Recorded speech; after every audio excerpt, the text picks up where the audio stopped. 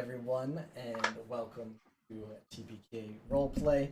Tonight we have a special treat for you.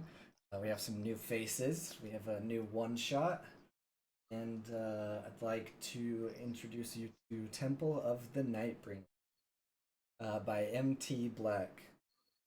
So today we'll have a nice little one-shot journey and put people to the test a little bit here. We have a band of adventurers who have traveled before, and they know each other to a certain extent. They're not super close friends and know everything about each other or anything like that, but they find themselves on a road.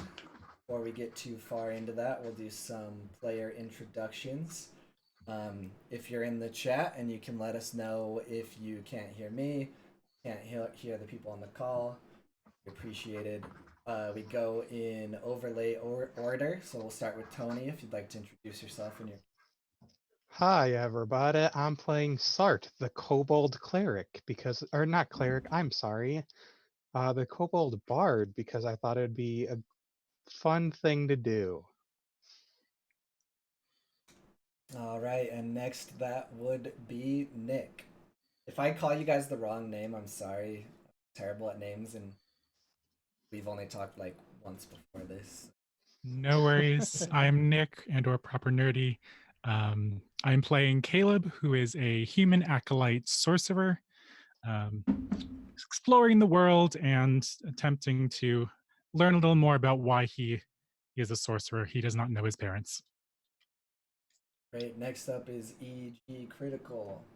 Hey folks, I'm EG Critical. I'm playing Gomgaz, the white frosty dragonborn cleric. He is a iron fist of Bahamut and likes to quench his foes swiftly. And another word that goes with swiftly. Thank you. All right, great. I think I'm seeing my internet connection. Well, that's so great. I did get a message just then. Last but not least, we have Froggoman. Hello, I'm Froggo. I'm playing Udak, the Gnome Ranger. We're just kind of bopping around, trying to make some money, and my intentions. So, give you guys a little bit of music while we get in here. Ooh. Let me know if you cannot hear the music. Sounds good over here. All right, great. So, as I mentioned at the start of the call, our band of adventurers do kind of know each other. You've probably done about one easy-ish job before, and you're kind of in between towns right now, traveling on the road, looking for the next place to rest your head. Find yourself entering an area that's really cold. The sort of cold that seeps into your bones and makes you feel like you'll never be warm again. Everybody sip their coffee. When the rain starts falling and the wind comes up, it feels like needles of ice are piercing your face. You guys are just really, really wanting somewhere to stay right now. A few days ago, you were in Trebor with your companions looking for an adventure. You heard tales of a tribe of goblins up north, attacking travelers on the long road, stealing things. There's been a couple deaths. There's talk that they are being led by a very savage goblin chief. Kind of the type of people that, aren't really taking hostages. They're just taking whatever they can get, however they can get it. You were told to head up on the long road, head up north, find the village of Melton. You'll learn more there. Well, this afternoon you come to the edge of Melton, and you start to wish that you actually hadn't. To call it a village actually seems very generous. It's really a dozen primitive huts with one large building, um, surrounded by a sturdy little palisade, and there's just mud everywhere. You're definitely hoping that you have nice boots right now. No. You can't see too much going on inside right now where you're at. Um, but, you know, there's trade that comes through here, things like that. Um, it's just a nice little old swamp town, basically. So, you're coming to a time when you're reaching twilight, and you definitely don't want to spend another night on the road. So, while Melton doesn't look like the most inviting place, you come upon the gates, but you realize that they're closed. Um, an old, grizzled face looks over the palisade at you and says, I'm Frida Greatheart, Constable of Melton. What's your business here? Gomgaz and crew, come. We need sleep. You provide sleep? Yeah, people sleep here, but the gates are closed, as you can see. It's a little late for visitors, don't you think? Gomgaz and crew need sleep. I implore. Crew, do we need sleep? Yeah, I could go for some sleep. It sounds pretty good. What is I your really need to business? get to- Crew, what is our business? We're finding some old goblin thing, aren't we? Oh no, we don't need no foreigners coming in here and stirring up trouble with those damn goblins. They haven't messed with us for years.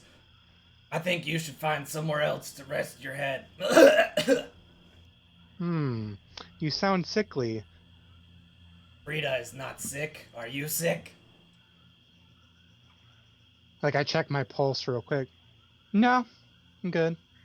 At this time, if you guys want to take a second in order again to explain kind of more what you look like and how you're standing, what kind of clothes you're wearing when you're standing here in front of Frida. So that'd be Tony first. Alright, so Sart is a little bit shorter of a kobold, which is where he derives his name from. He's like just under 3 feet. He's got your typical like yellowy orange sclera for a lizard-like person. Um, he's got a very dark red skin. He's adult age for the kobolds, because kobolds don't really usually live that long. Um, Probably almost be wallowing in that muck. Right. I know what'll help Cool. me here. All right, Caleb. What do you look Yes. like? How do you kind of Uh, hold yourself? Caleb is a white human with dark brown hair, but unbelievably tall and unbelievably skinny. Um, he wears simple vestments of his church, the Xandarian faith, and the only glimmer of anything valuable on his body is a small emblem of his faith, a little gem of the Xander. All right, great. Nice. And Gomgaz. All right, Gomgaz. He's standing rather tall-ish, 6'2".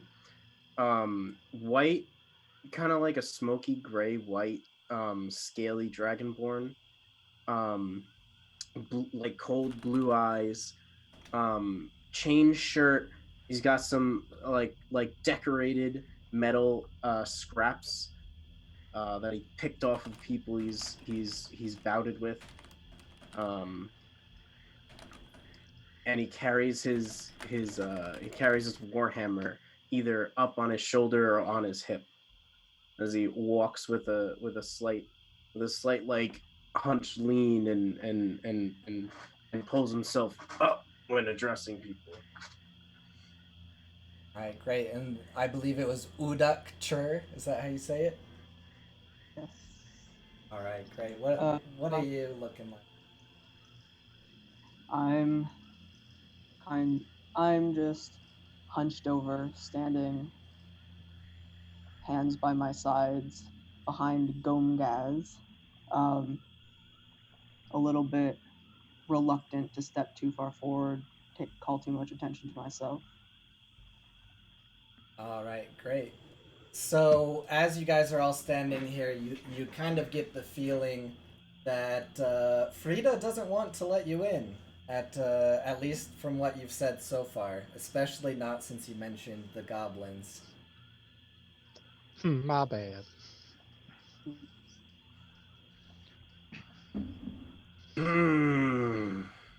Gomgaz needs sleep. Gomgaz gonna need you to let Gomgaz and crew in. Capiche? Excuse me, dear friend. I do wish that we can have somewhere to rest our heads. I have a very early morning to praise Xander, and I was hoping that my friends might just, for a brief moment, have a little bit of sleep in your delightful little town. Xander's blessing upon you if you could let us into here, just for the one evening. We will leave you be in the morning. All right, Caleb, can you go ahead and do a persuasion check? I would love to. Give me 1 second. Oh, geez. Uh-oh. Oh, that's a good. Oh, geez. I just forgot I had a really high modifier. I was just preemptively getting ready for bad news. That too. Hey, all right. So Frida likes the way Caleb talks, and she looks down. She's like, for you, Frida, open." And then she opens the gates, and you guys are now welcomed in to Melton. Many glorious dawns to you. Have a wonderful evening. So it opens, and this is more of what you see now. Little huts and things like that. Like I said, mud everywhere.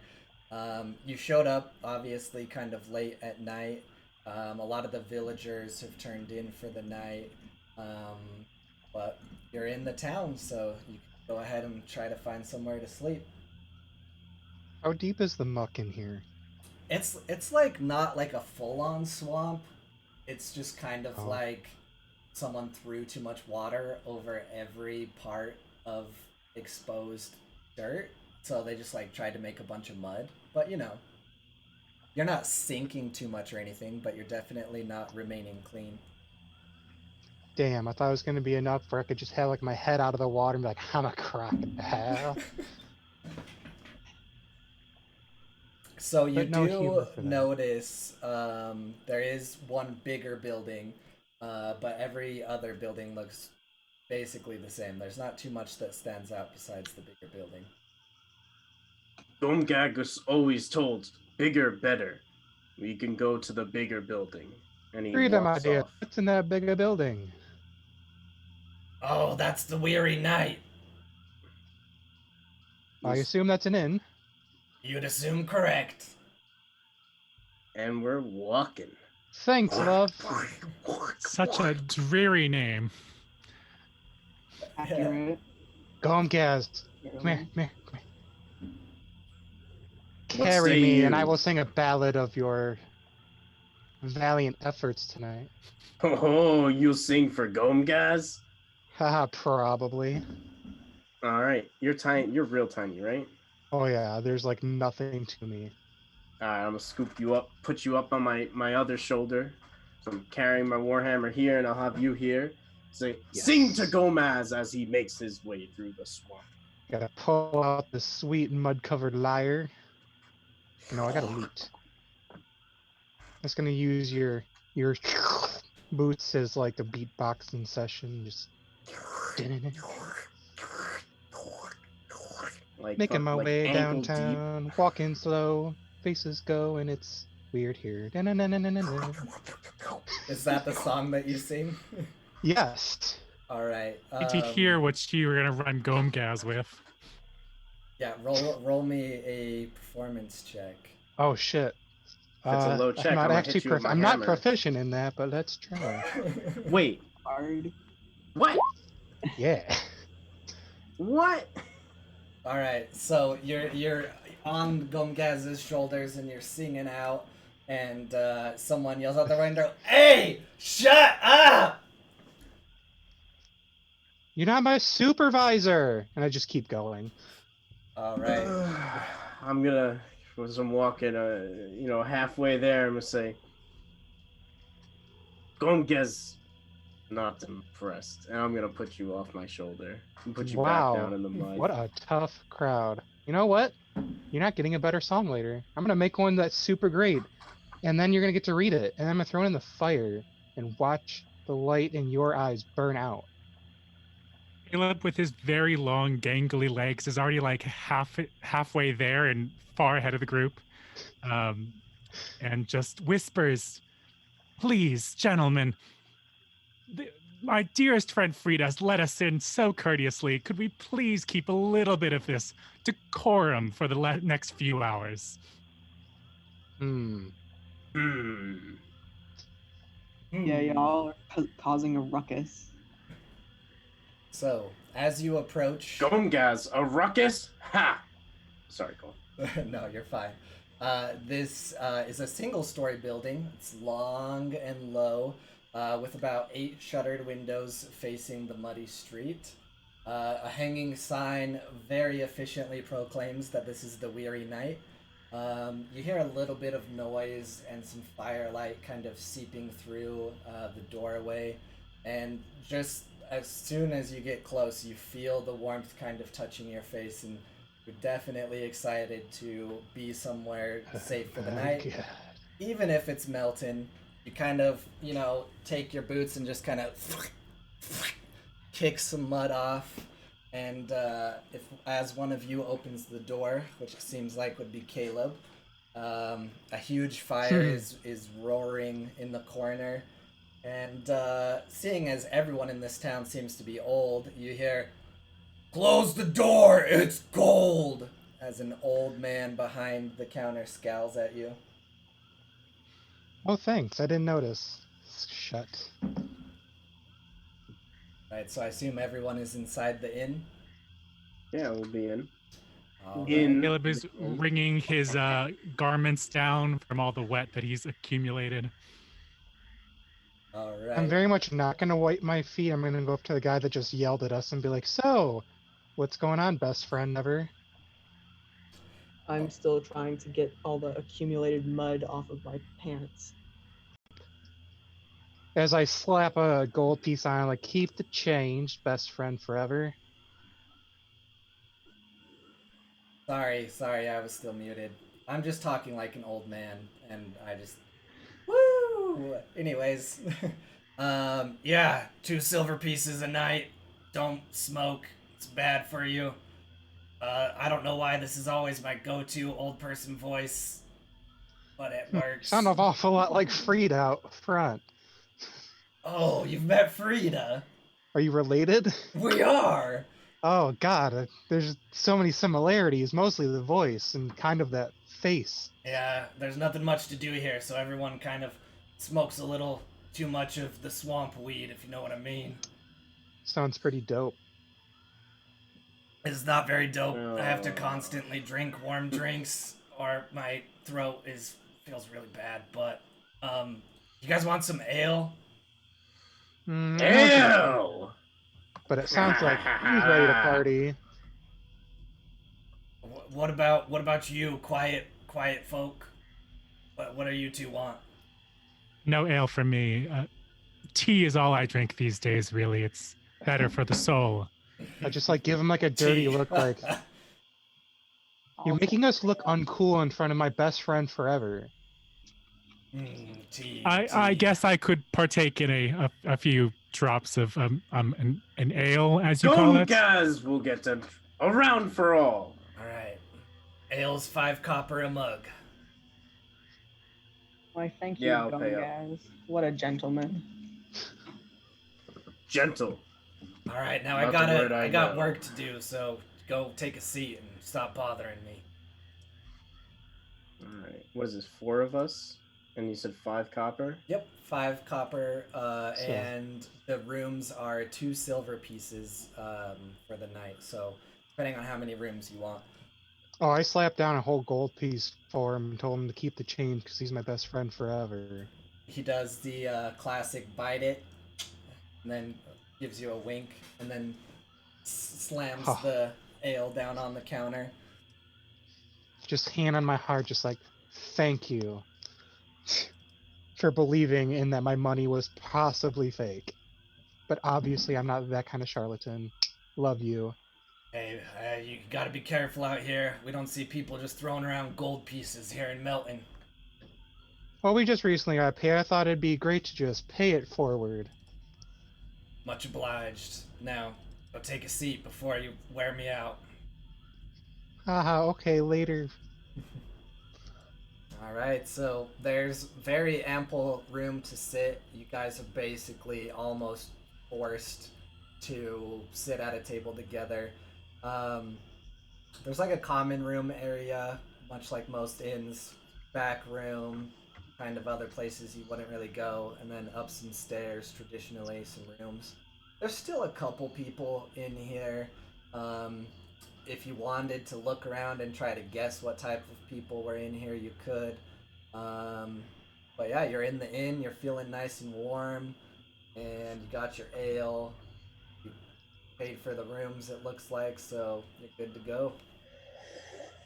I take some cautionary sips of the alcohol, frowning after everyone. Yeah, how's it taste? Do we need to make any con saves for this swamp alcohol? I think Caleb might actually need to make a con save. Let's He is only 19. let's see how Caleb reacts to the flavor. Con save? Okay, one sec. Brings me back. When once Gomez was sure. Oh, not this again. Oh no. Nice. So Boy's plastered. not exactly that. He takes one sip and it's just the most foul thing ever.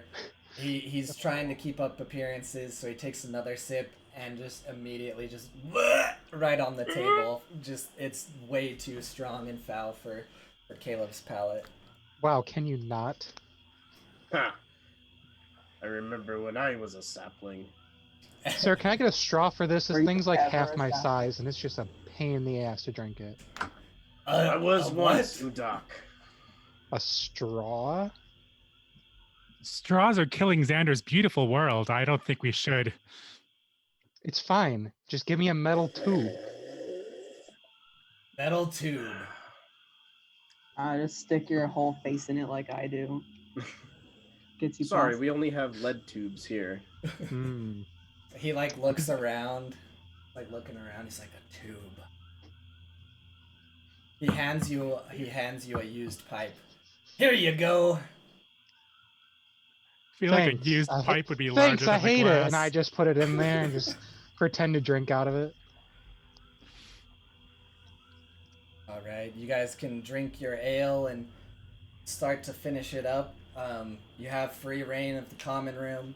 You can turn in and go to bed. Not too much going on outside of the inn right now, as it is pretty late, but Said free reign of the common room, eh? yep. Nick, you want to take care of anything before I go? I was going to say, does anyone in the room seem to be of a faithful disposition that I might commune with them and have a quick discussion? Yeah, go ahead and roll a perception. I would love to. Checking everybody out.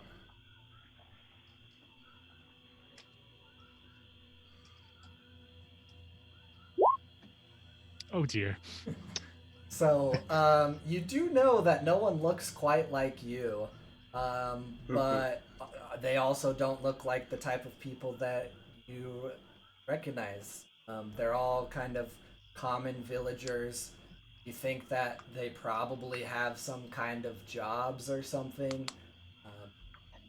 but you wouldn't think that they're people of the faith, but you might be overlooking. I will leave the missionary work to my fellow brethren of the church. All right. Couple drinks down. We got one drink. We got two drinks. DM, how many until I get drunk? Oh, what's your normal constitution? Like, what's your 16. 16? Huh. All right. Remember that moment where before we had a bunch of issues, I said I needed to grab my dice? And then you didn't? I didn't. But that's What a fine. good DM. We have built-in dice. I know, so great. So, let's see. Let's see how strong the ale is tonight. Wow. It's a very, very hearty ale. But you do have a higher constitution. So go ahead and roll a constitution, and we'll say above a 10, you can take twice as much as everyone else, which is 2 tonight somehow. This is some backwater, like, made at home type stuff. All right, saving throw or check? It's both the same anyway. Saving I throw, got yeah. I got a 9. Oh, yep. This is stronger than you normally buy. And, I'm nice and drunk. You're feeling it. I would say you are definitely toasty, a little wobbly. Anyone else who finished it and has a lower constitution is probably like almost face down. All right, I'm gonna get up. Gomgaz likes the scenery tonight. Who wants to play around tonight with Gomgaz? And he looks to the room.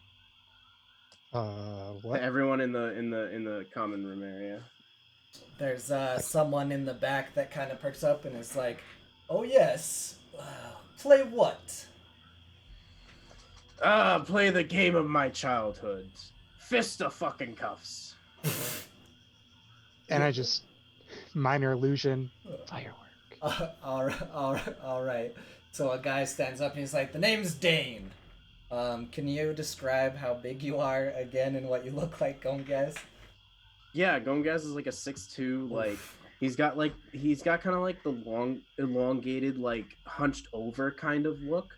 So like he's 6'2", hunched over, and he's kind of like, you know, invisible lat syndrome. His arms are kind of like like when a Worgen stands in Worgen form, you know. Yeah. Kind of looks like that as he kind of looms around. So when he gets up, he kind of like straightens out and he puffs his chest out. He's big and he's like the smoky white and like you know, he's a little lean, but like muscular lean, like built. Yeah, so this guy's gonna walk up and he gets, you know, close to you, and after you say that and he looks you up and down, he says, I'd rather not, but the name's Dane. Dane Quickfellow. It's certainly nice to meet someone of your stature. Swaying a little bit. Well, Dane, you don't want to go toe-to-toe with Gomgaz?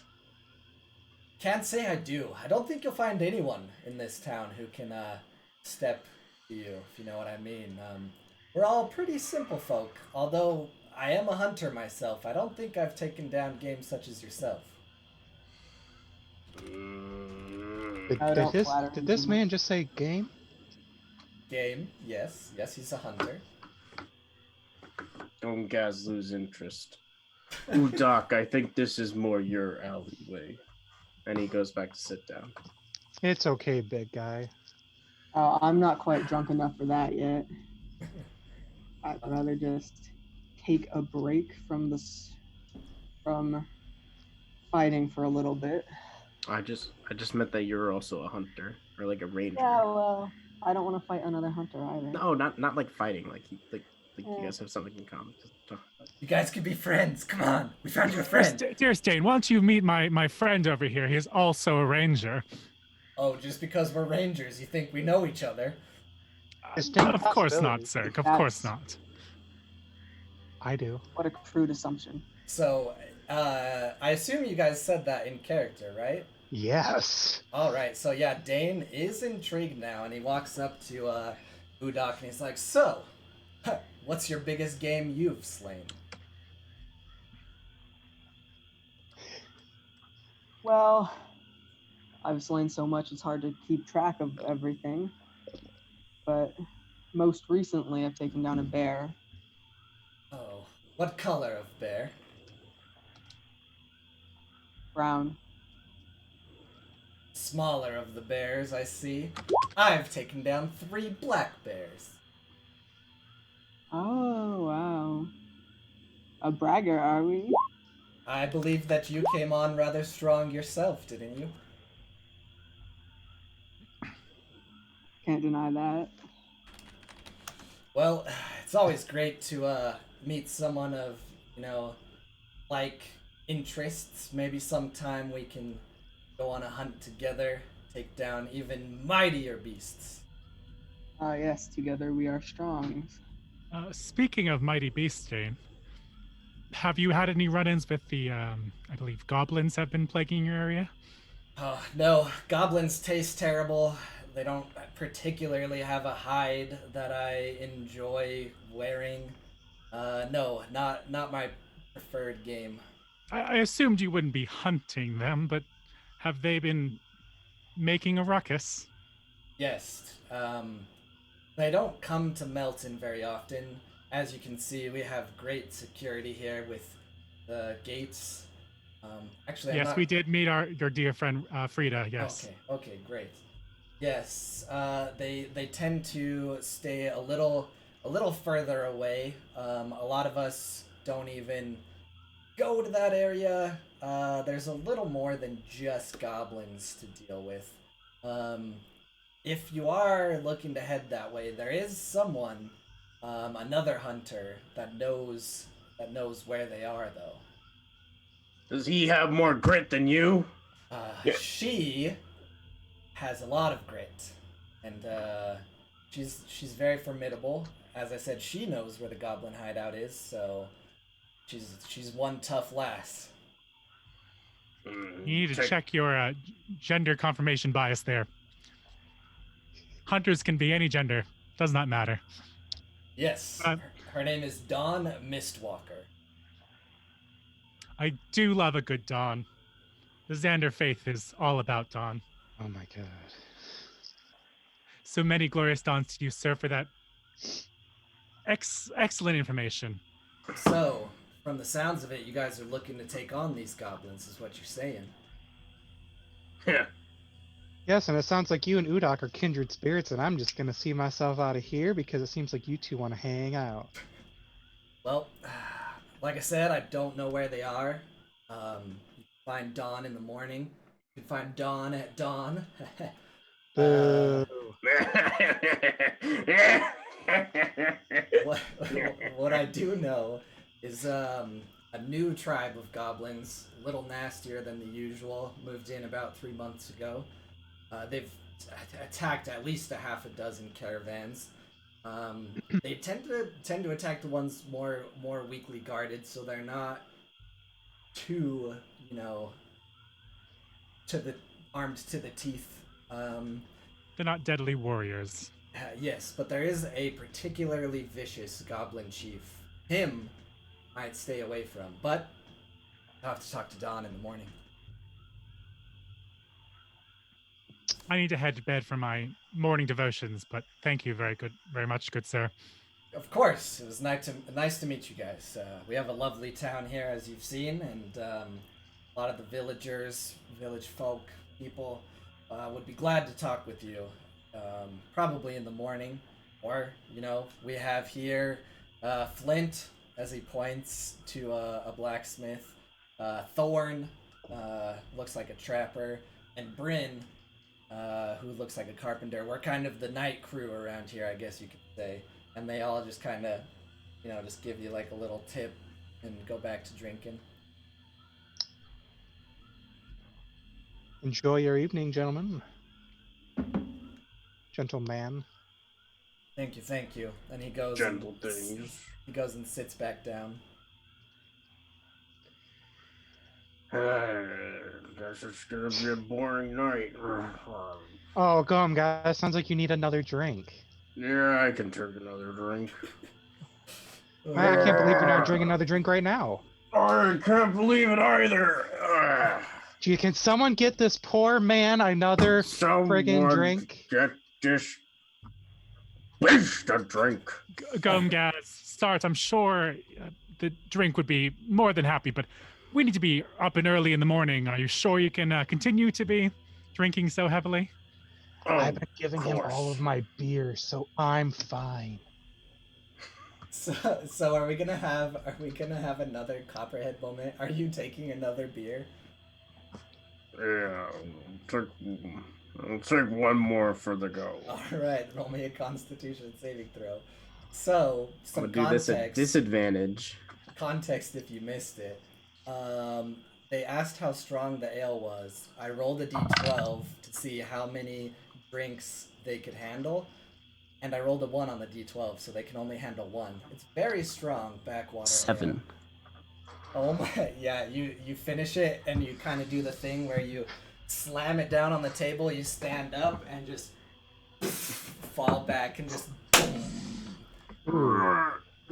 Oh man.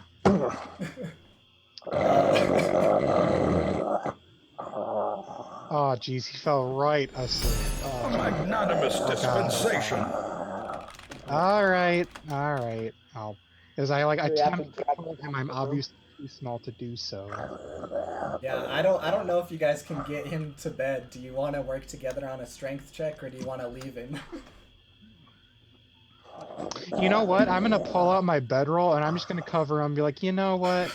This is fine. Right here. He's good. I tried really hard to get him to not drink, so I'm going to leave him there and go to bed on my own. I have no sympathy. It's too I late look for that. my best friend forever and let him know the situation. It's like, haha, I'm too weak. Good night. They're like, it happens here all the time. Don't worry about it. Thanks for your understanding in the matter, forever best friend. Bye. All right, is anyone wanting to do anything else before they go to bed? That should be all for me tonight. No, I'm done. All right, who knew? I should have known that you guys could take a nice simple one shot and turn it into a Copperhead incident. you all sleep through the night. You wake up in the morning. Good Does old Gomgaz is a little bit sore, but probably not his first time sleeping on the floor. So Does he wake up with sunglasses to protect his eyes from the blazing sun? it's kind of dark and dreary around here. He might be a little fine with all the trees and stuff blocking out most of the sun. Hey, buddy, what's going on?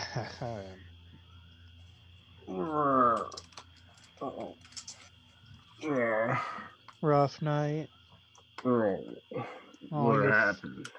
Oh, not so much there, Frosty man. It's fine. You're good. You had a little too much to drink. You drink, and I made sure to tuck you in because that's what friends do. And I accidentally rip your thing as I stretch up. Oh, this. Thanks. Keep it. Thanks for taking care of guys. Oh, it's no problem, and it definitely didn't matter that you just dropped me off in the middle of the mud night before we got here. It's no Okay. Are we off? I would very much like to visit this Dawn individual. I would very much like to have breakfast first.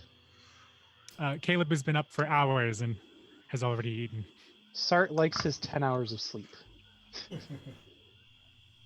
All right, so if you guys are, searching out Dawn specifically, who would you ask first? Dan. Dane. Dan. All right. Hey, Dan. David Blaine. Dane is actually not around. It is the morning. Do you think he's some kind of, boozy hunter? Come on, he's got hunting to do. Ooh. Don't go toe to Idea. toe with Gomgaz. Not in bar morning. Udak, you should be able to find him. I mean, you guys are kindred spirits. I think you got it. Oh, yeah. I can track him down in the forest wherever he's waiting. Ruin his hunt. Oh, you mean you're referring to Dane? Dane and Dawn. Tall man make more mistake. So the inn is pretty empty right now. The proprietor, Seth, is of course around. He's kind of cleaning and whatnot. The crew from last night, the late night crew, Oh shit, they are not around. And a psionic blast hits the party. Oh no. Sorry Dead about forever. that. But yes, you hear a little more bustling outside the inn. Now that it's morning, villagers going about their day. Wow, this town really picked up since it's not in the middle of the night.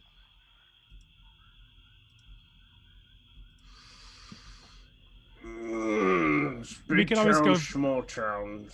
We can always visit our good friend Frida, who might still be guarding the gate, or whoever's guarding the gate now, I assume. Small folk at the gate. Sure. Let's go. All right, yeah, you guys head out, and Frida, the great constable, is of course in her same position. You have no idea how a woman of this age is most likely awake before you and already at her post, but she is there. Frida, my dear, my love, how are you this morning? I've been better. You could never have looked any better than you do this morning. Oh, thanks, sweetheart. Oh god, the voice just like internal cringe and Sart just like, oh god. Milady Fringe, you sound effervescent this morning. What do you guys want? Do you know of a Lady Dawn who we're looking for in the woods? Yeah, I know Dawn. What do you want her for? We feel she might have some information about these troublesome individuals in the woods. Gosh dang it, didn't I tell you guys to not go after those gosh dang goblins? Whoa, he didn't say goblin. What you gosh, like no, about I some Troublesome goblins so individuals. much? I would never go after goblins, of course. I've listened to your advice. We're not going after the goblins? Shh. It's okay, Frosty. I'll get you another beer later. I was gonna say, you guys mentioned it last night, so... Frida, don't forget. She looks at you and she's like, alright, I guess I can help out. So she argues with you a little bit after last night and Caleb's sweet talking and the intro and whatnot. She kind of lets down her guard a little. She's like, it's your funeral. And she just kind of points to like a hut in the far left back. And she's like, Don lives over there. In the name of Bahamut, funeral will be on me. And he marches over to the hut. God, I love funerals. There's just gonna be so many new people, and there's just so much things going on. A lot of emotions. May the sun's light be on you, Frida. Have a wonderful morning. Yeah, you too. I grab her hand, give it like a slight kiss, even though it's like, oh god, what am I doing with my life? Move on. It's the most action she's had in a while. For some reason, she allows it. Sart and I are just buttering her up as much as possible. Don't forget to tell your brother that he's my best friend forever. I forgot to tell him this morning. Bye. I never said they were brother and sister. They're cousins, but okay. Oh shit! I'm sorry. They have to be cousins. That's how things work around here. Oh yeah. Damn, Yes. I forgot. Tragic backstories are a thing. So you squelch through the mud to a nice little hut. There's animal bones, everywhere, and Snakes. you see kind of a door that's a little like half hung correctly, letting air and stuff see through the top. And this is Don's house. Seems kind of like my place. What a lovely abode. I do like what she did with all the carcasses. It's very bourgeois. Z. Certainly aesthetically pleasing. Can't deny. Reminds of good old times and humble beginnings. And All right. right in front of you, I was gonna say, right in front of you sits a closed door What do you do? All right, I'm glad that Gomke is knocked. As he knocks, he's a little hungover. Your Foley work is extraordinary and extraordinarily loud. Yeah, the door like almost like splinters a little bit, and Don very ever so patiently opens the door. Yes, how can I help you? And in front of you, you see a elven, obviously hunter. Uh, when she opens the door, you see that she lives with a different family. The room, it looks much like where a butcher would live. There's, butcher utensils everywhere. A friend named Yorick might be able to point these out, but none of you probably have worked with these tools before, but it's pretty obvious. She answers. She's, fair looking. You see like a couple cuts in her cheek and like a chunk out of her left ear, and she's dressed looking like she's ready to go hunting for the day. I'm sorry if I misheard you. You said she lives with a what? With a different family? Yeah, like you can obviously tell it wouldn't be her family. She lives with a butcher. So she's lodging there. Okay, thank you. Yes. Grab her hand. A beauteous morning to you, Dawn. We've heard tell of you in the inn, our dear friend Dane, that you might be able to enlighten us on a few misgivings in the forest. Yes. What particularly are you looking for? I know the forests around here very well. Gentlemen.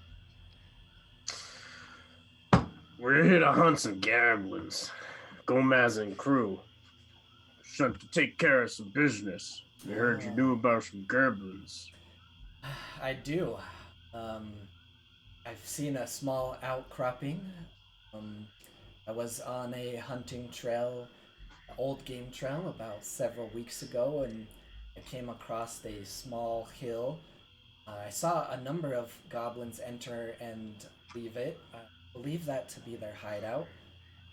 But me by myself didn't really feel like taking it on. As you might know, there's really nothing to gain from killing goblins, besides maybe helping out the countryside. Are you looking to take over their hideout, or what are you looking to do? Here to take out some goblins. If you ain't here to take out some goblins, then what we're here to do is done, I think. I can show you where to go if that is what you require. Are you sure you want to? Everyone else in your town here doesn't seem like they really want to deal with them for whatever reason. Yeah, we're all pretty simple here. They don't really bother established towns. They kind of just try to pick off weak caravans, and we kind of provide for ourselves. We do trade with people that come through, and that's how we've heard the stories. But I think a lot of people just don't want to bring the trouble back to Melton. I do ask, if you take this on, that you see it through. Now you're speaking Gomga's language. Yeah. I think as Gomga says, we are here to benefit all the people of this and every other city nearby. That's great. And what motivates each of you to do such a noble thing? Oh, well, Udak here found his kindred spirit with one of the friends at the bar. Oh, is that so? And it looks like That's Gomga's here just exaggeration there. Exaggeration? Do you not find our townsfolk friendly? Friendly They're a enough lovely bunch. on a professional level. Oh, of course. Professional, of course. So, we're kind of burning daylight here, us hunters don't really waste a minute. Are you already all set to go? Did you get a good night's sleep? The finest. Morning devotions are done, and I'm ready for a long day of work. Oh, great. I will warn you, I'm not going in the hideout with you, but I will take you to the outside of it. Is it cool if I get to pick a couple of bones out of your bone art out here? Because all these guys made me miss breakfast. I'm a little upset about it. Well, of course I will sell you some bones. What would you like? Sell? They're just strewn about. Well, yes, this is my profession. Do you do your profession for free? He does it Fair for enough. exposure. Yes, I get paid in exposure. What you want for them? Well, what bones do you want? Do you want some elk, some bear, rat, weasel, bugbear, Do you have hands? hands of the human variety? Not necessarily human. I just want hand and forearms so I can give myself high fives and also snack on the fingers. Oh, you devilish little one, you. Thanks, it's better than what my old family called me. They're dead to me. Oh, that is very, very terrible to hear. Let me see, let me see. Haha, yeah, they're terrible people. It's fine. She goes and she starts rummaging through a bunch of bones. She's just kind of like, where did I put that? Where? Let's see. What do we got? What do we got? No, not this. What about this? This. Yes. And she brings you out like a skeletal hand. Definitely looks bigger than human. Yes. And she hands it to you, and she's like, how about 5 copper for this bugbear hand here? As I pull out a nice little, as close to a magnifying glass as I get, which is just like a thin piece of glass, and I just kind of inspect and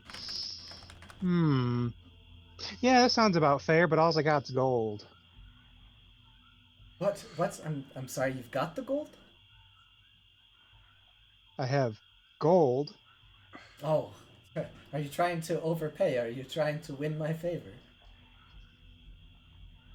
How about this? I pay for the hand bone for awesome high-fiving / snacks. And the rest of it goes towards you just watching our back as we go fight some goblins. That I can do. Thank you. I appreciate it. Sweet. And she takes the gold and pockets it. She's like, well, should we set off? You're not going to taste it like your friend at the bar did last night? Taste it? Why would I taste gold? I don't know. Some guy tried to taste it. I thought it was weird too. Of course. Well, chewing on some pieces. It's pretty dirty. It's been in a lot of pockets. Enough dilly-dallying. Let's go. Please. All right. So you guys head out. You head out. You pass Frida again. She starts taking you along. Guys have been traveling for a couple hours now. One of you might say the traditional, are we there yet? Slopping through the mud. For most of it, you are slopping through mud. After about half the day, get out of the mud, you get into more of a forest area, and everyone should see the forest now. Thank the muses. When someone asks how much longer, she says, "Oh, just about almost another half a day. Is everyone okay?" Define okay. Oh, this one's a handful, isn't he? Gomgaz? Oh yeah, he's just. I don't even know. We almost there yet? Gomgaz needs to get to smashing. Yes, let's hurry. So, almost another half a day, you come across a bridge, and let's see. There, you when you get to the bridge, you see a fallen tree is actually the bridge. You see Dawn kind of just efficiently leap onto it and start to begin crossing, and you hear just a sudden and that's Woozig's bridge, you can't use it. And a large bugbear crashes out from the wood, a club in his hand, and a very nasty snarl on his face. And everyone roll initiative. Oh no! It's time. It's just one bugbear. Yes. Oh no! I rolled poop. Fuck yeah! Got a 3. All right. Oh wait, Martyr gave me disadvantage. So I'm probably gonna roll worse than poop. Yeah. Thanks for this disadvantage. Oh no! I rolled super good. So yeah, the good old 10. All right. I guess I'm just using roll 20 for it right now. Let's see. All right. No. Well, good job on you. All right. Who has? Let's see here. All right, 15 to 20 or above. Who do we got? I've got a 17. Okay. Nice. Is that the only person that got over a 15? Yep. Yeah. All right. 11 to 15. Is there anyone? Does not look like it. Oh my gosh. All right. So, Sart rolled a 10. Who else rolled a 10? Oh wow. All right. So Sart, what did you get, Gomgaz? A 3. Oh my gosh. It's like, All right. Gromgaz is old and Paladin slow. speed. What about Okay. Caleb? Caleb has 7. All right. So look at that, Tony. Yours wasn't that bad. All right. I mean, that's not terrible initiative. Since the bugbear rolled pretty low, that would make Udak go first. You see the bugbear crashing towards you, and I realized I did what was yelled in the wrong voice, because that was Woozig yelling, "That is Woozig's bridge! You can't use it!" That's more what you hear, and he comes crashing towards you. Alright. Got any battle music to switch on? Alright, go ahead and let's see. We're gonna have the same battle music throughout because I liked this one so much. Alright, go ahead, Udak. Alright.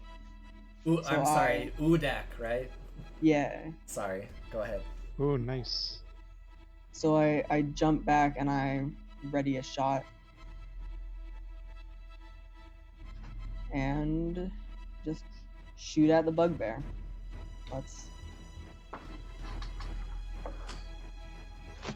There's some good fight music. I know, I really liked this song. Then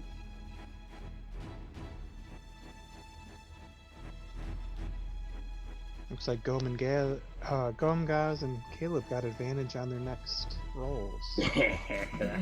What do you got, Udak? 11. 11 to hit? Yeah. Ooh, unfortunately, an 11 does not hit. Shame. Why do we get advantage in the next roll? People in the Twitch chat gave it to you. Aw, shucks. I know, they're so nice, aren't they? Alright, so Udak steps up to fire an arrow, correct? That's what you were doing? Alright, and it's just a far miss, and Woozig is now a little angrier, running towards you. And that is Sart's turn. Oh, so, is Woozig right on top of him? No, not quite right on top of him yet. Dawn is the only one... Oh, that's a good point. Dawn is the only one that is stepped on the bridge yet. So I forgot to roll for her. Thank you for...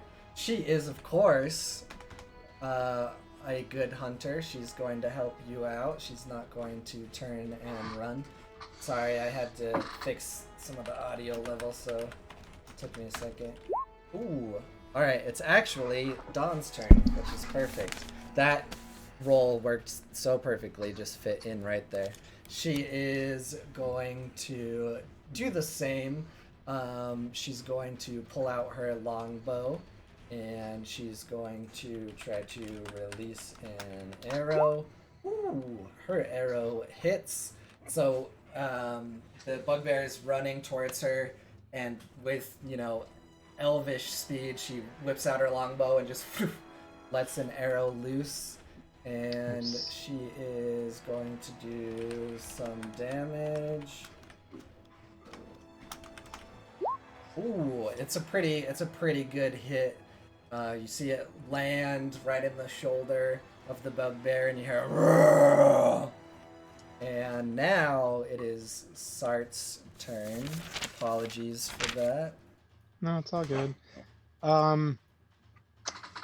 Well, we're gonna have to make Woozig make a wisdom save. As a, it's more like Boozig's bridge. You're being jerk.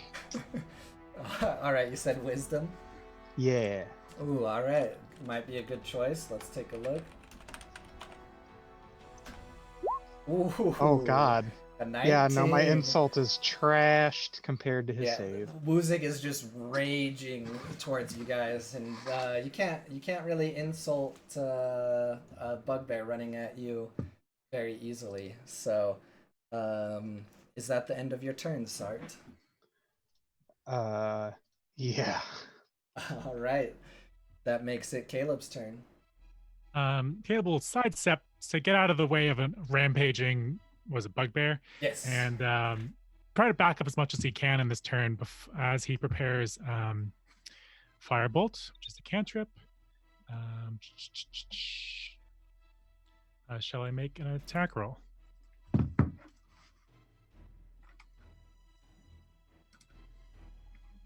Had advantage.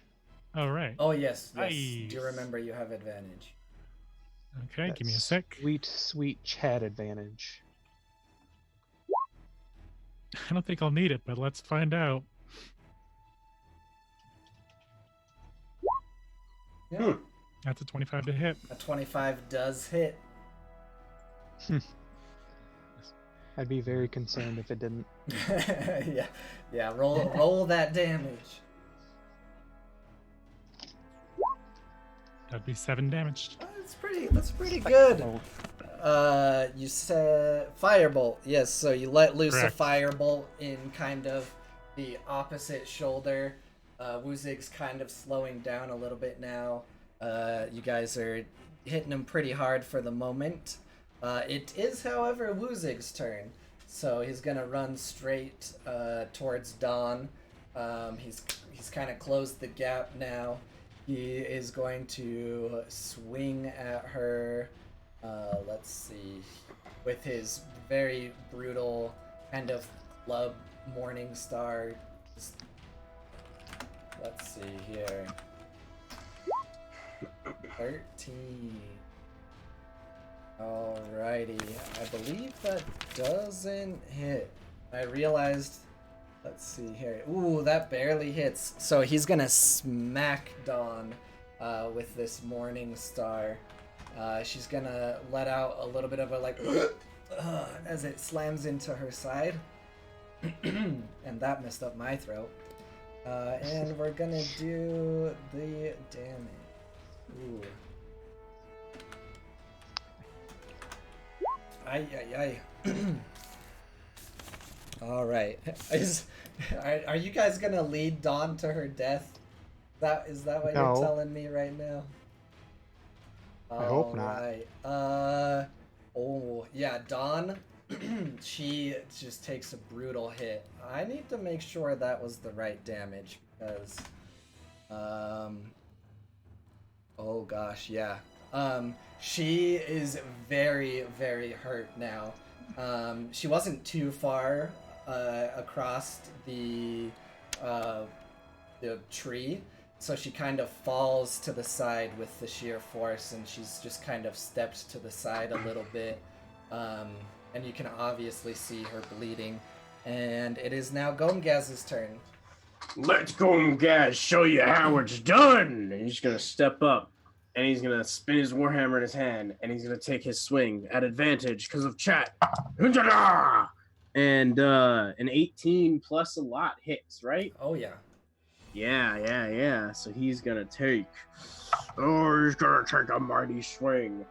And it's gonna do 10 points of bludgeoning damage. And he is going to invoke the wrath of the war cleric. He's gonna scream to Bahamut and say, "Grant me my strength!" And he's gonna take another attack as a bonus action. And that's going to be an 11 plus 7, so 18. He's gonna crash down on his head again. Yep, that'll hit. For 7 points of damage as it hits the first time. He comes down and he goes to hit again in the same hit. He stands straight up. And he smacks down onto the shoulder of the bugbear. Yep, right as you smack down on the shoulder, you're kind of like strategically picking where the bugbear was already damaged, and the shoulder just caves in, and like it caves into the bugbear's heart, and it just slumps to the ground and falls over. And the bugbear is dead. You guys probably effectively saved Dawn's life. So now that the bugbear is out for the count, she kind of takes a knee. I think you guys got it from here. Oh, I think I have some broken ribs. I'm gonna run up to her and just like, oh God, I'm so sorry. I did not think this was gonna happen. He must be new. He wasn't here a couple months ago. Oh, I need to get back. You should see right beyond, at the end of this, you'll see a hill, and you'll see the entrance to their hideout. Oh, I'm so sorry, guys. No, you're good. I'm gonna like, as like I'm trying to help her stay up, I'm gonna give her a little heal. Give her back 9. Oh, nice. Oh, she like stands up a little easier. Thank you. Oh, thank you. I'm sorry I cannot be of more service. But, no, you're good. Please. Don, will you be safe getting home? Yes, I'll be fine. I know the way back very easily. I shouldn't run into any more trouble. It's beyond. It's on the other side of this you need to worry about. May Xander's light guide you. Please, get home safe. Oh, thank you. Oh, and she starts like hobbling off a little bit, feeling a little better now that Sart gave her some heals, but she got walloped pretty hard. But you guys are out of initiative. You have a dead bugbear in front of you and a fallen big tree bridge. I'm gonna rifle through his stuff. All right, yeah, you find the kind of gruesome Morning Star. You find hide armor and a shield, and a javelin, and that's about it. Wow, this is all garbage. As I kind of, how deep is the little chasm here that the tree bridge is over? It's not too deep. It looks more like to keep people out of the water. In the high water seasons, a river kind of flows under it. I mean, I'm not wearing any armor. Should I at least pick it up? If you wear it, you can't cast spells. It smells pretty bad, so I mean you could. It smells like trash as I try to push it into the river. It's certainly something I would like to go for anyway, so please let it be. All right, so I'm honestly having trouble, and I can't physically move it. You know what? It's fine here. It'll just return to the earth. Return to the earth. Yeah, you guys have the tree in front of you. If you kind of like squint your eyes a little bit before crossing, you can see that there's a hill in the distance that looks like it would be perfect for kind of hiding a cave entrance or something. Cave entrance in the distance. You ready? Come, guys and crew. I'll take that as a yes. Yes. Onward! Certainly. I think we should at least give some caution to this, not just barge right into a cave. I say figuratively and somewhat literally, throw caution to the wind. It's fine.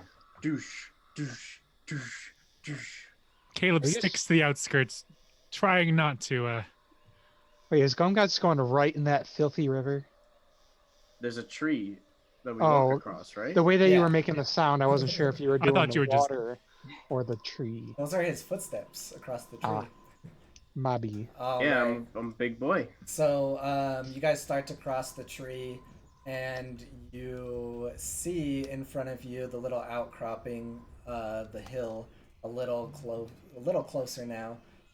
Also, the zoom box has changed, which is really bugging me. So sorry. Nice. I'm Fixing so that. confused. I was like, I'm not in the same area. What happened? It happens. Zoom's great sometimes. Anyways, you see a low rocky hill pushing up from the surrounding trees. You see a large natural cave plainly visible near the base. As you guys get a little closer to the entrance, you actually see a set of stairs inside the entrance now. They look like they're made from rock and descend into the earth. And at this moment, we will take a quick intermission if anyone needs a pee break. We are back, though. Looks like everyone's good. You are at the face of the little cave entrance, seeing the intriguing stairs in front of you. Do you as players have any out-of-game questions before we jump back in? We ready to fuck, ladies and gentlemen? Wait, what? I only fuck gentlemen, so sort of. Hey! All right, I feel you. No one can follow that up, so. I meant like the system neutral term of fuck, as in like we're about to go in and fuck shit up. Oh yes, okay, of course. But we can leave that for the after Anytime. How foobar though? Huh? Like complete foobar? Like full on foobar. That's the only way. I mean, any other way is just half-assery, and I'm not about that life with Sart. Of course, of course. All right. Then we'll meet everyone for the after show when we're all ready. You see in front of you the cave entrance. You are in luck. There are no goblins around the hill or near the mouth of the cave. Scared. It is getting pretty late, but you are here now.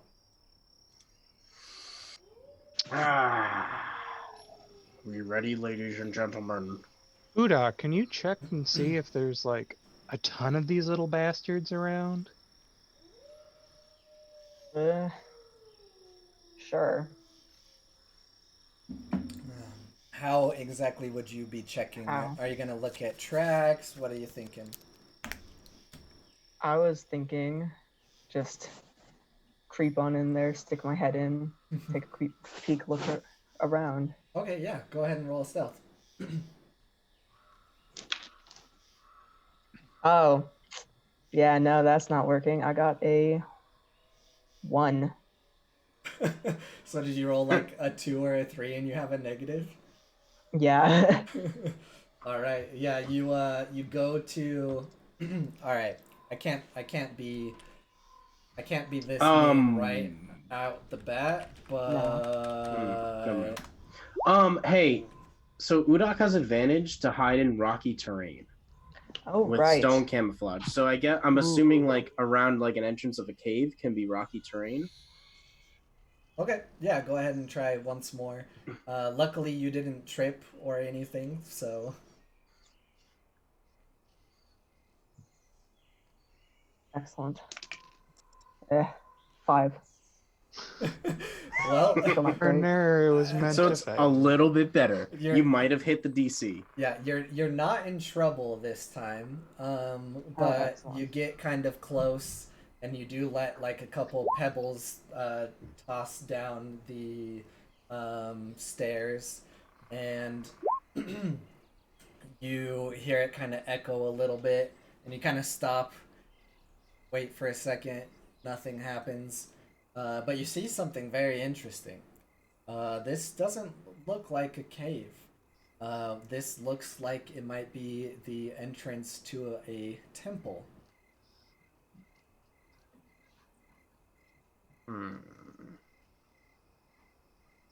Oh, temples are my thing. I do temple things. Do you come back to the party and tell us? I mean, that would be helpful, yeah, wouldn't it? Froggo? Yeah. So I reapproach the party. I'm like, well, I don't see anything in there. Want to head on in? Well, what did you see? Anything at all?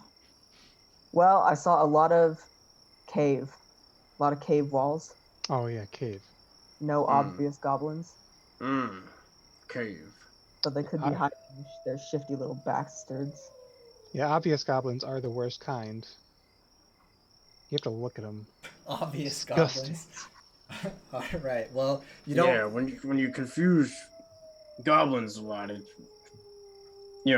it's a little easier to see them, like, a little easier on the eyes, when they're just like, you think they're goblins, they're not goblins. When they're obviously goblins, it's just like, enough of that. Yep. You guys don't hear or see anything around. Hear a woodpecker though. It is getting dark. You see you hear the sounds of the forest. You don't hear anything out of normal. You hear some birds. Night life in the forest is coming awake. Companions, if there's no one inside of the cave, does that mean that they'll be coming back to the cave and we'll be surprised once we get inside? Guys, he called us companions. It's getting better. Gomgaz and crew were always good and strong with each other. Yes, let us go. What was the question? I was saying that will we be ambushed if we try to get inside when they all return from whatever they do during the day? No, I think goblins sleep during the day. So we'd be ambushing them. Perhaps. It's my style. Well, then after you. All right. Everyone, remember, this is an ambush. Let's be quiet. All right. As you guys. And I gotta put my loot away. As you guys approach, what's your marching order? Gomgaz, front and center. We're all stealthing, right? Caleb, far back. Sart will go second. And I'll go third. All right, good. There we go. Yeah, if you guys all want to try to stealth, you can. Yeah. So I know Gomgaz knows he's a big blundering idiot. So he's gonna touch himself and he's gonna say, Bahamut, guide me through this terrible time. And he's gonna cast guidance on himself. And we're gonna roll at disadvantage for this stealth. Oh.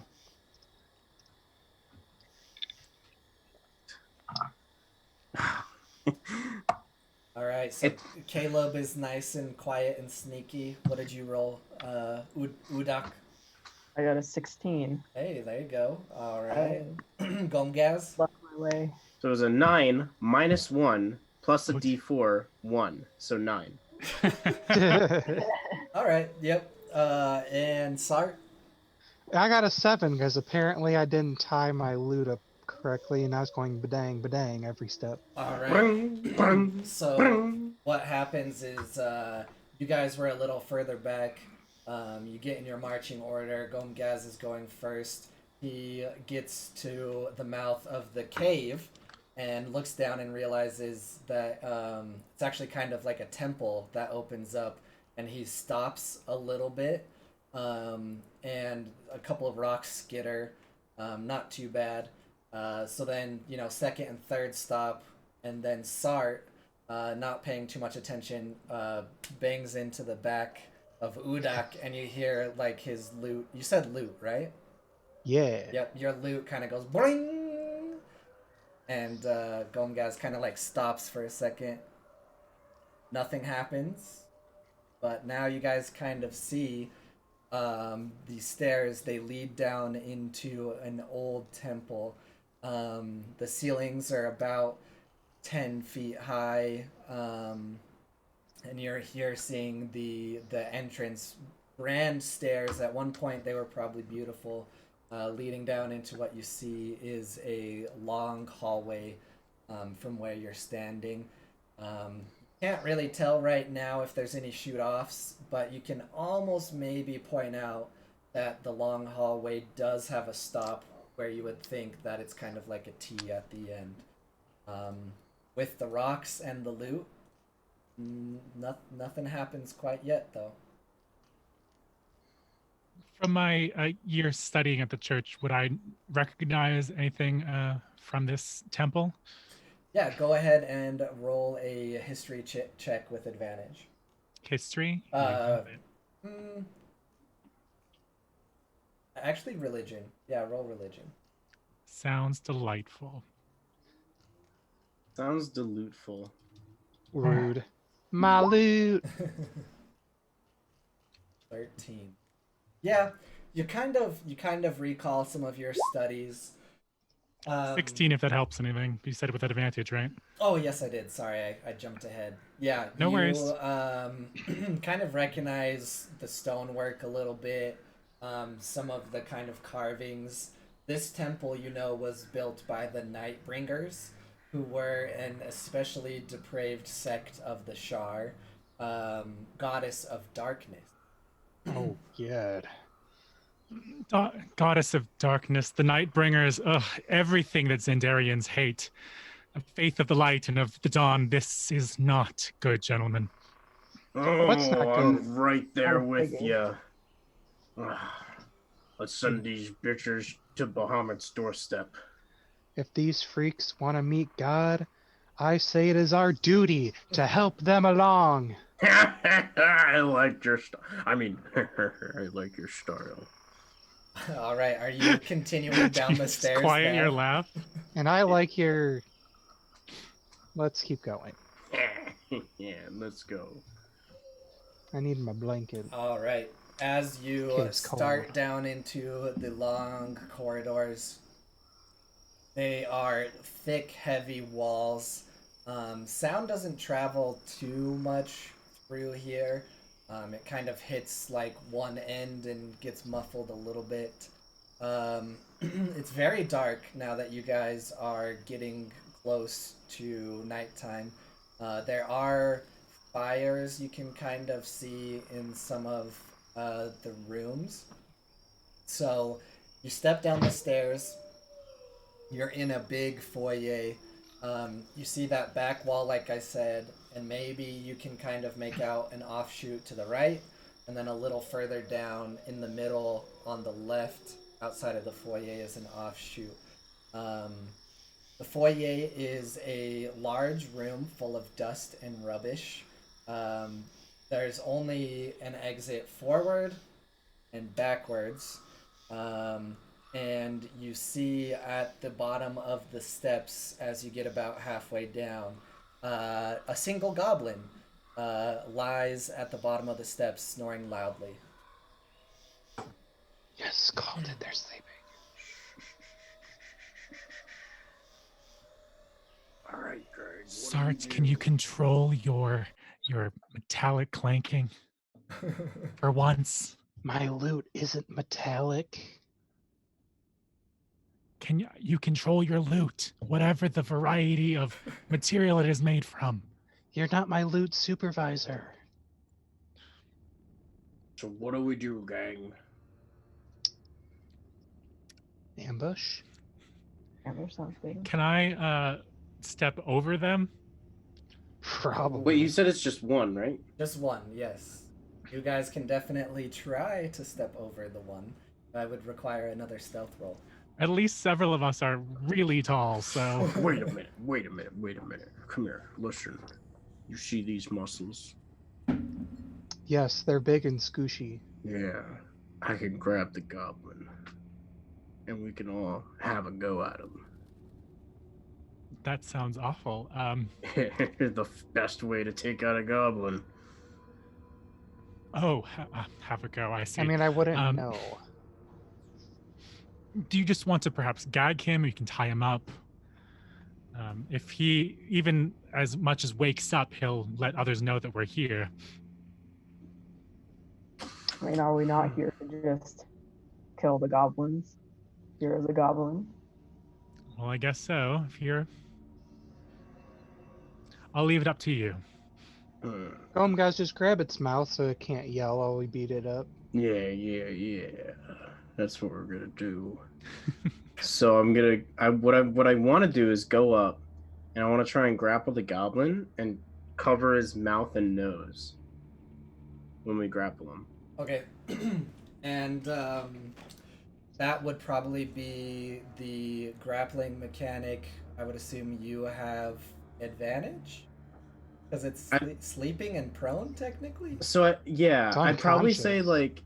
well, I don't have an advantage. It's not necessarily like an attack roll, quote unquote. It kind of is, but I would say I guess set a DC for it, and let's see if I grapple him and don't miss his mouth and let him scream, maybe.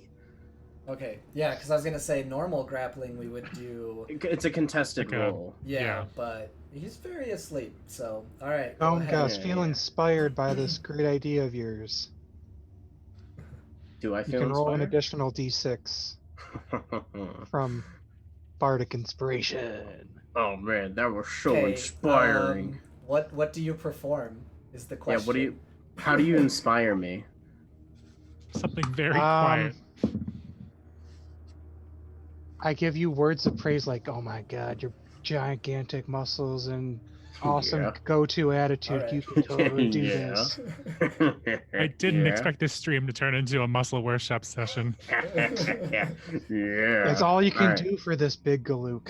All All right, I'm going in. I'm going in, Cole. You ready? Go ahead. Yep.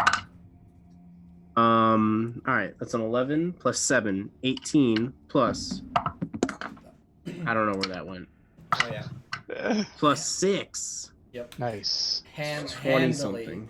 you kind of like just expertly scoop up this goblin, one hand on the mouth, one hand kind of wrapped around, and you're kind of like looking at it like this probably, and it is obviously woken up now and is kind of,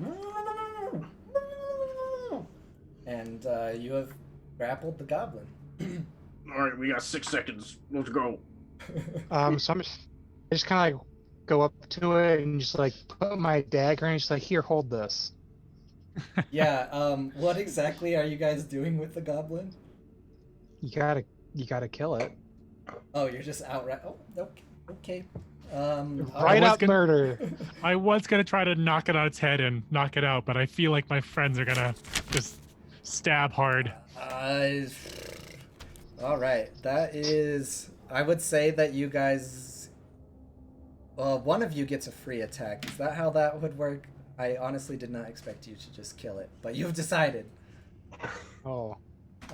Shit. Let's see. I'm just holding the goblin. What are you guys doing? They're all just. I was gonna just smack it on its head with my quarterstaff, try to knock it out, not You kill want to try it. to knock it out? Non-lethal damage, hit it? Preferably. All right. Whack. Everyone take one hit, real quick. Okay. This is what we'll do. This is a weird situation. There's probably a rule for this, but this is more fun. Each person take one hit, and we'll see if you can get it close enough in one turn. Just a damage roll or an attack roll? So let's say this is probably a surprise round. Yeah. And the goblin is the one surprised. So we can all. So I started off with my turn. Goblin surprised. He misses his turn, and then the rest of the 3 of you can act. Yep. Okay. So probably just as normal. If an attack roll, you then? miss your attack horribly, you probably hit Gomgas. Yeah. Oh no. Oh no. It's usually only if you miss really bad. So. I got a 17. All right, that'll hit. I stabbed him saying a fun joke for 5 damage. All right, so 5 damage. Caleb hits with a 15. Yep, you barely hit. It's like squirming and struggling with Gomgas, and you just kind of like take an opportunity and smack it on the head with a quarterstaff. 2 damage. Bludgeoning damage. All right, what do you have, Udak? I've got a 16 All to right, hit. I that assume hits. that hit. And a 3 damage. All right. It's still squirming. That was only 10 damage you put out. It's bleeding from the head. Um, Tony, you stabbed it, right? Yeah. It's like bleeding from the side. And then what did you do exactly, Udak? I just stabbed him again. Oh gosh. Well, I would say we roll initiative now, right? Can we? How about that? Can we skip initiative and then we try and does he? And what does the goblin want to do? The goblin's trying to get free. All right. Do you want to just contest the roll right now? Yep. Let's see. All right. Let's contest the roll. Strength check. Yep. Or strength athletics or acrobatics for you to break out. So if his strength or dex is higher, uses that for that. Yeah, that's not gonna If he's- matter either way. Alright. Yeah, okay. It critically failed. I almost critically succeeded.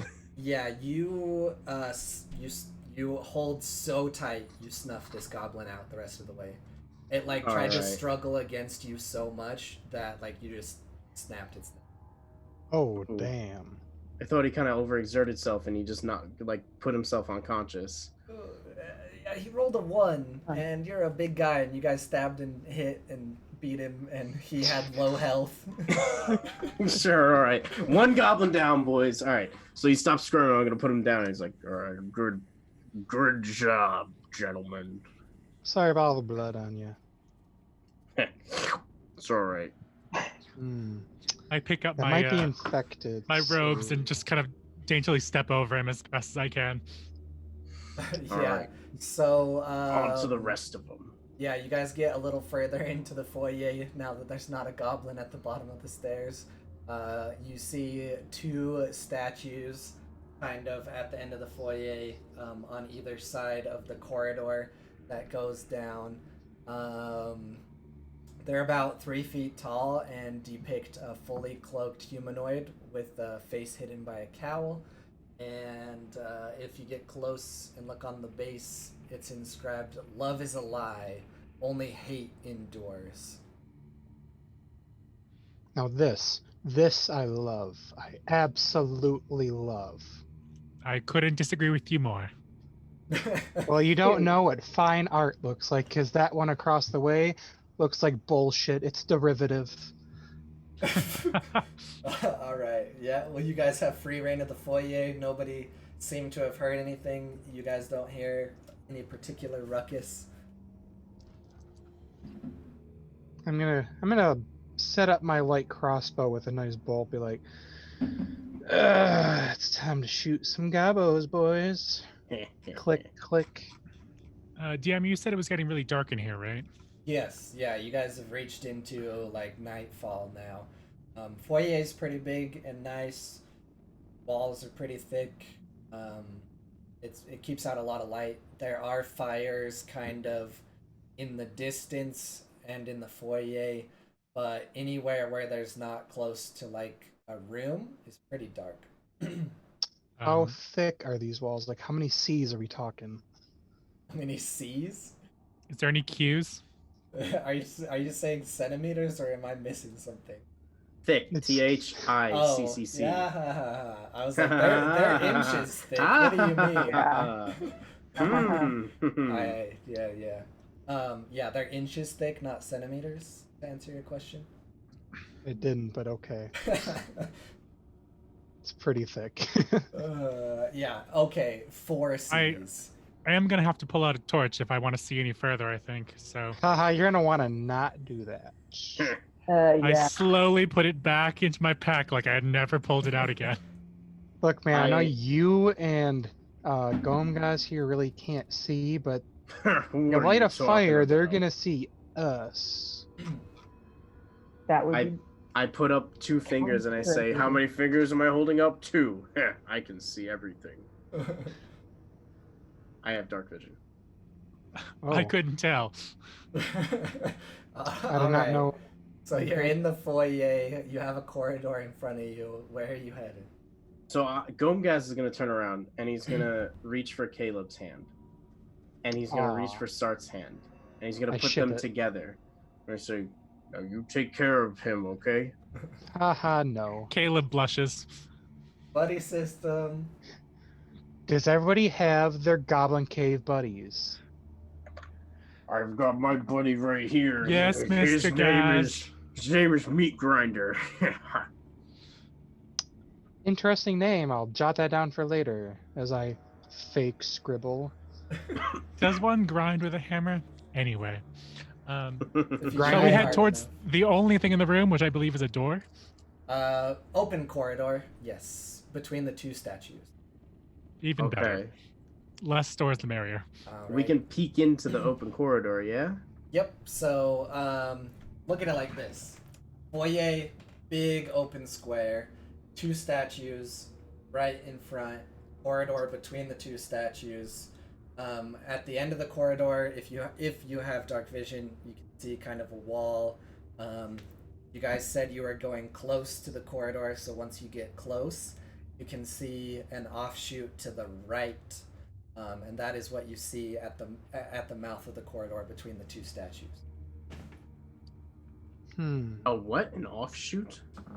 Yes, another corridor to the right. All right. As in it turns right, or is just there's an extra way to go?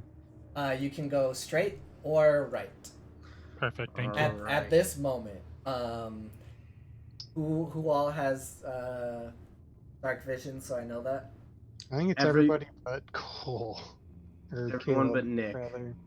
Okay, yeah. So Caleb kind of went first, and he sees that off to the right and kind of motions a little. But then, as the three of you get closer with dark vision, you see that about halfway up the wall, on the left, is another corridor. You can see just the faintest little bit lighter than the dark areas. AKA, you would assume that there's something down there to the left giving off. Looks like that's the way we're going, isn't that right, gang? Maybe look So- down at first. You're saying we should go into the light. If you I insist. learned anything from the Temple of Bahamut, it's always go towards the light. As you guys walk a little closer, you see the same thing. Wait, but I want to peek. I want to like To the right first or to the left? to the left, okay, go ahead. Never mind. Yeah, if you go any further, you're going to automatically see to the right because it's the closer corridor. You see down the right corridor, there's a door, and you can see light kind of shining under it. And if you do continue a little further just to peek the left, you see a door at the end of the corridor to the left, and a door in the middle of the corridor to the left wall, both letting a little light out under them. So many options. And then One door may be easier than two. there's still the area in front of you, which you can see shoots off into right and left.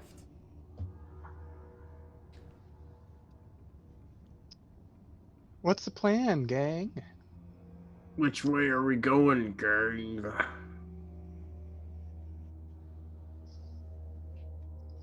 I'll follow you wherever Well- you decide you want to go. I want to go straight to the right where it forks. Well, that's as good an option as any. Well. All right, so you guys start to head to the right. As I said, there is. Go ahead. So, just from the explanation of it, there's right, left, and then go straight, and then there's forks, right? So there are corridors. There's a corridor. Yeah. to So the there's a right corridor, a left corridor, and then you can go straight. And then when you go straight, it forks off, doesn't it? Kind of, but yeah. There's a right and a left corridor at the end as well. So not Yeah, so- necessarily a fork, but like hard left, hard right.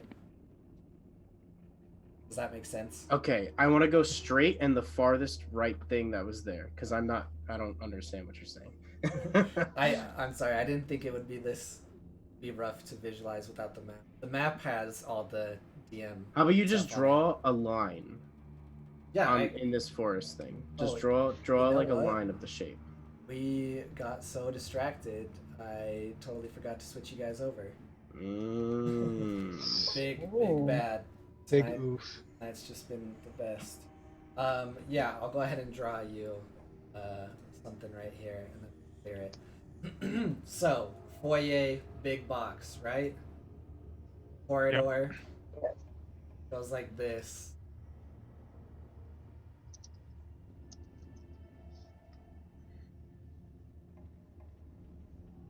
Make sense? Okay, yeah, I want to go up here. Okay, up and to the right is where you're telling everyone to go. Yeah, we're making decisions, boys. Sounds All good. enough. right. I'll follow you, Gomgas. I go full on Congo style. All right. So you guys head. You pass the corridor on the right. You pass the corridor on the left. You come to the wall. You make a right. As you turn right, you see in front of you another very long corridor, and it offshoots to the left. So, like that. So right now you're basically only seeing the wall, but you can tell that it curves to the left if you have dark vision, of course. All right, let's keep going. All right, you get to the curve, you turn left, and in front of you another long hallway. This time, what you see is like this. Dark vision people, you can barely make out something that goes here, and then this is actually a kind of different take near the end, and it goes like this. Oh, that was a terrible drawing. And then a door right here. Well, this is what you have. All right, It looks like a bean. It does. let's head towards the door. All right, so you're going straight to the circle room to the door. Yeah, that looks interesting. All right, as you pass the corridor to the left, it's another long corridor that offshoots into a big square open room. That's all you can really see from there. But now you are in the big circular room, which is this room. All right, you find yourself in a big circle room. There is a large stone pool, 3 feet high and 20 feet across, and it just dominates the center of this room. The water glows with a flickering green eldritch light. On the floor, a hint of mist curls about your ankles.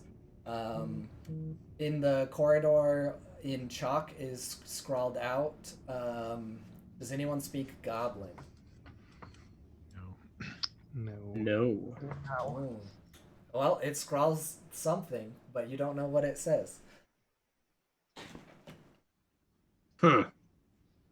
Curses. I look at it, and I look at it, and I just with like my foot and just kind of mess up the chalk a little bit. Okay, so you erase the chalk with your foot? Ever so slightly. All right. Yep. You guys are in this big circular room and in front of a pool of glowy water. What do you do? Since the glowing is the only thing I can see in the room, I'd like to go and see if I know anything about the magic of whatever's going on there. All right. Yeah. If you're checking it out, you can roll an Arcana check to see what you figure out. Give me a moment.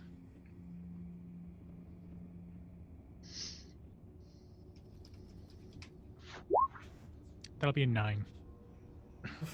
Yeah, you're trying to call back to your studies of the High Priest of Shar, and you know that they do rituals, but you might have gotten a little too scared. You don't like reading spooky stories very much, so you didn't read too much into anything else, and about all you know. All I know is that it's glowing. That's as far as I bet. It's a bit spooky. Yep, it's glowing, it's spooky, and you know that these people do rituals sometimes, so this could be something that maybe, is involved in one of those things. I mean, I wouldn't recommend touching it, gentlemen. So Did you say take a long, deep swig of it? Did you? I mean, well, no, demonstrably no. Is there a reason I shouldn't drink the shiny liquids? Most liquids I know don't shine. I'm Well, not maybe sure if that that's makes it the all the reason or not, though. tastier. Yeah. There is a door at the like after the pool on the wall. Glowy, misty pool is what you're kind of standing around for the moment. You're all kind of looking at it, wondering what the heck. Yeah, I want to go check out the door. Okay, cool. So, I jiggle the door handle. Yeah. Actually, I want to take a listen. Is there anything I hear on the other side of the door? Ooh, let's see. Go ahead and roll perception.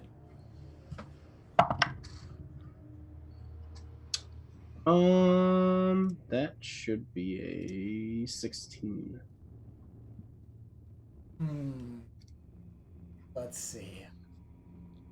This door, don't hear anything. You hear the normal eerie sounds of the temple that you've kind of been hearing the whole time. Sounds like emptiness. You might think that beyond the door is another very long corridor. So there's a lot of space between you and the next door.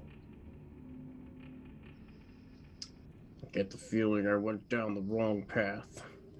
But let's keep going anyway. Any objections? Nope. Not at all. These goblins seem to very much like long, uninteresting corridors.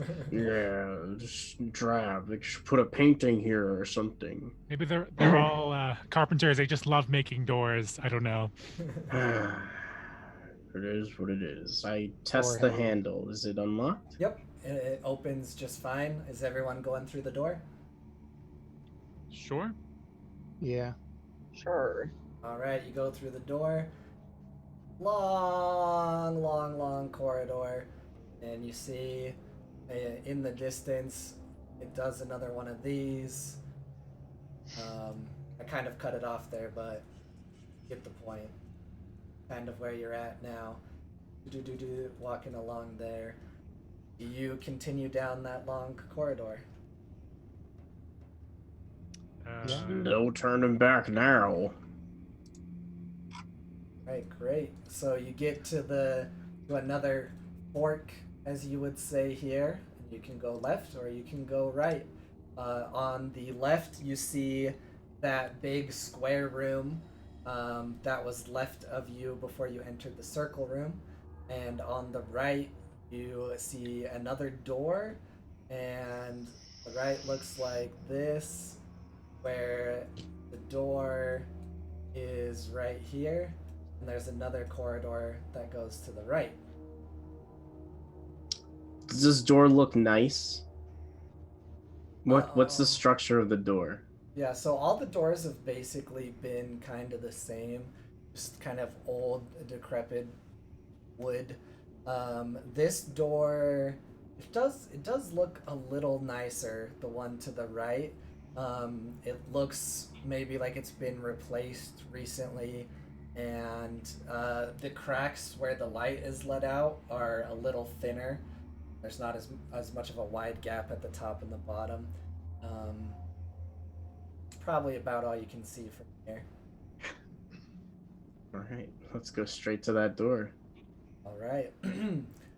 So as you are getting closer to that door, you pass, another... nope, sorry. You keep going straight. You pass it on the right is another corridor. You look down it, super long corridor again. You can maybe faintly see that there's another turn to the left, but there is a flat wall at the very right of that corridor as well. In front of you, though, is this door, the nicer door. You also can now see that it has a little bit nicer of a doorknob. It's kind of got like some ornate stuff on it, a little fancier, but you're now outside the door. I'm gonna do the same thing as the last one. Take a listen. All right. So, perception check. 18. Right, yeah, you hold your ear to the door and you can hear voices speaking in Goblin. You cannot understand what they are saying, but you do hear voices beyond it. Looks like we found our prize, ladies and gents. I think we're all gents. Yes, think I do use he, him pronouns, so gents, I believe. I think we found our prize, gents. How many are there? Jensen, yeah. I heard voices. I don't know. There's definitely multiple. Probably can't make out how many exactly, but at least 2. 2 that you could hear. Do we go the other direction and try to jump around back? Does sound like a smart plan. Or do you want to use meat grinder and just go smashy smash? Don't test me with a good time.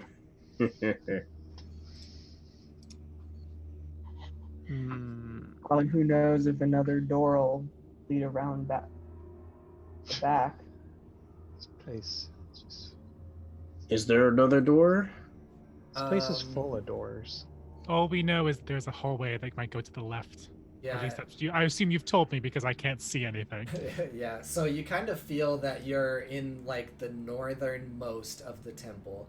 So it's probably pretty easy to tell that you're at the end of the temple and there wouldn't really be anything beyond whatever rooms are on this long wall. It might be one massive room. If we've seen what looks like a temple, this might be the, well, not altar area, but something similar. Maybe a gathering room. I'd recommend going the other way. Maybe we can sneak up on them. All in favor? All in favor of going smashy smash? I like to smash. Name is Smash. Smashy please. smash it is then. Smash sounds good. All right, yeah, I guess that's the thing. So before we bust through the door, I want to I want to put my meat grinder into the dirt, or like just rest it on the ground, and grab my holy symbol and cast divine favor on it. It's gonna glow a nice little silvery radiance around it, and then just kind of go into it, and then pick it back up. So it's like, we ready to smash? All right, are you opening the door? Yeah, we're going in. All right, so you open the door, and as you open it, it's just like, and it's just, It instantly, as soon as I hear it make that loud ass noise, I'm just gonna bust it open. yeah, you then kick it open, and it slams against the right side. And what you see in front of you is a large sleeping chamber with several beds pushed up against one wall.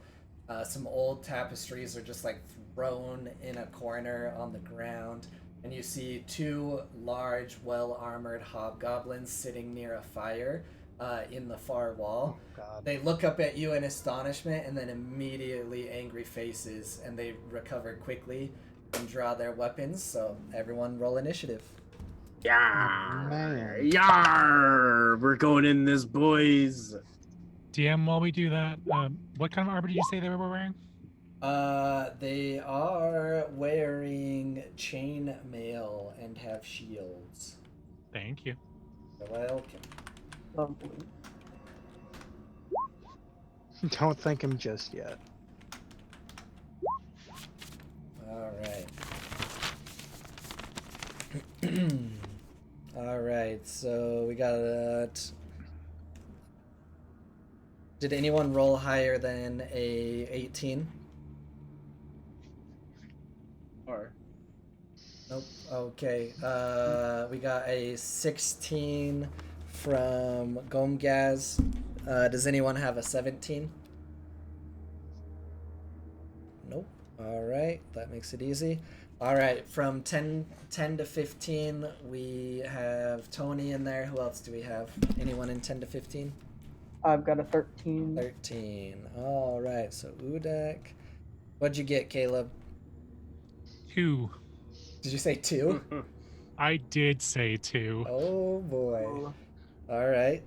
I'm a back of the pack kind of person anyway. Yeah, it works. It works. Yeah. Alright, so as Gomgaz was just tearing through the door, one of the hobgoblins is really quick and is actually going to go first and kind of go charging at him. Try it. Yeah. Alright, so it is going to take a long sword and swing down on you. 22 versus AC? Yeah, that's gonna hit. Alright, so the long sword just slashes at the front of you. Let's see, this one is using a shield. Alright, so it's gonna do 7 slashing damage just straight through the front of you right there. Cool. And now it is Gomgaz's turn. So before it was my turn, because he hit me, I'm gonna end up using my vengeful assault, and I'm gonna use my reaction to attack him. Okay. So I'm gonna take a swing at him, like, Get him. And that happens. Did you say that happens before his attack goes off? No, after, Okay. because he hit me and then I hit him back. Okay, cool.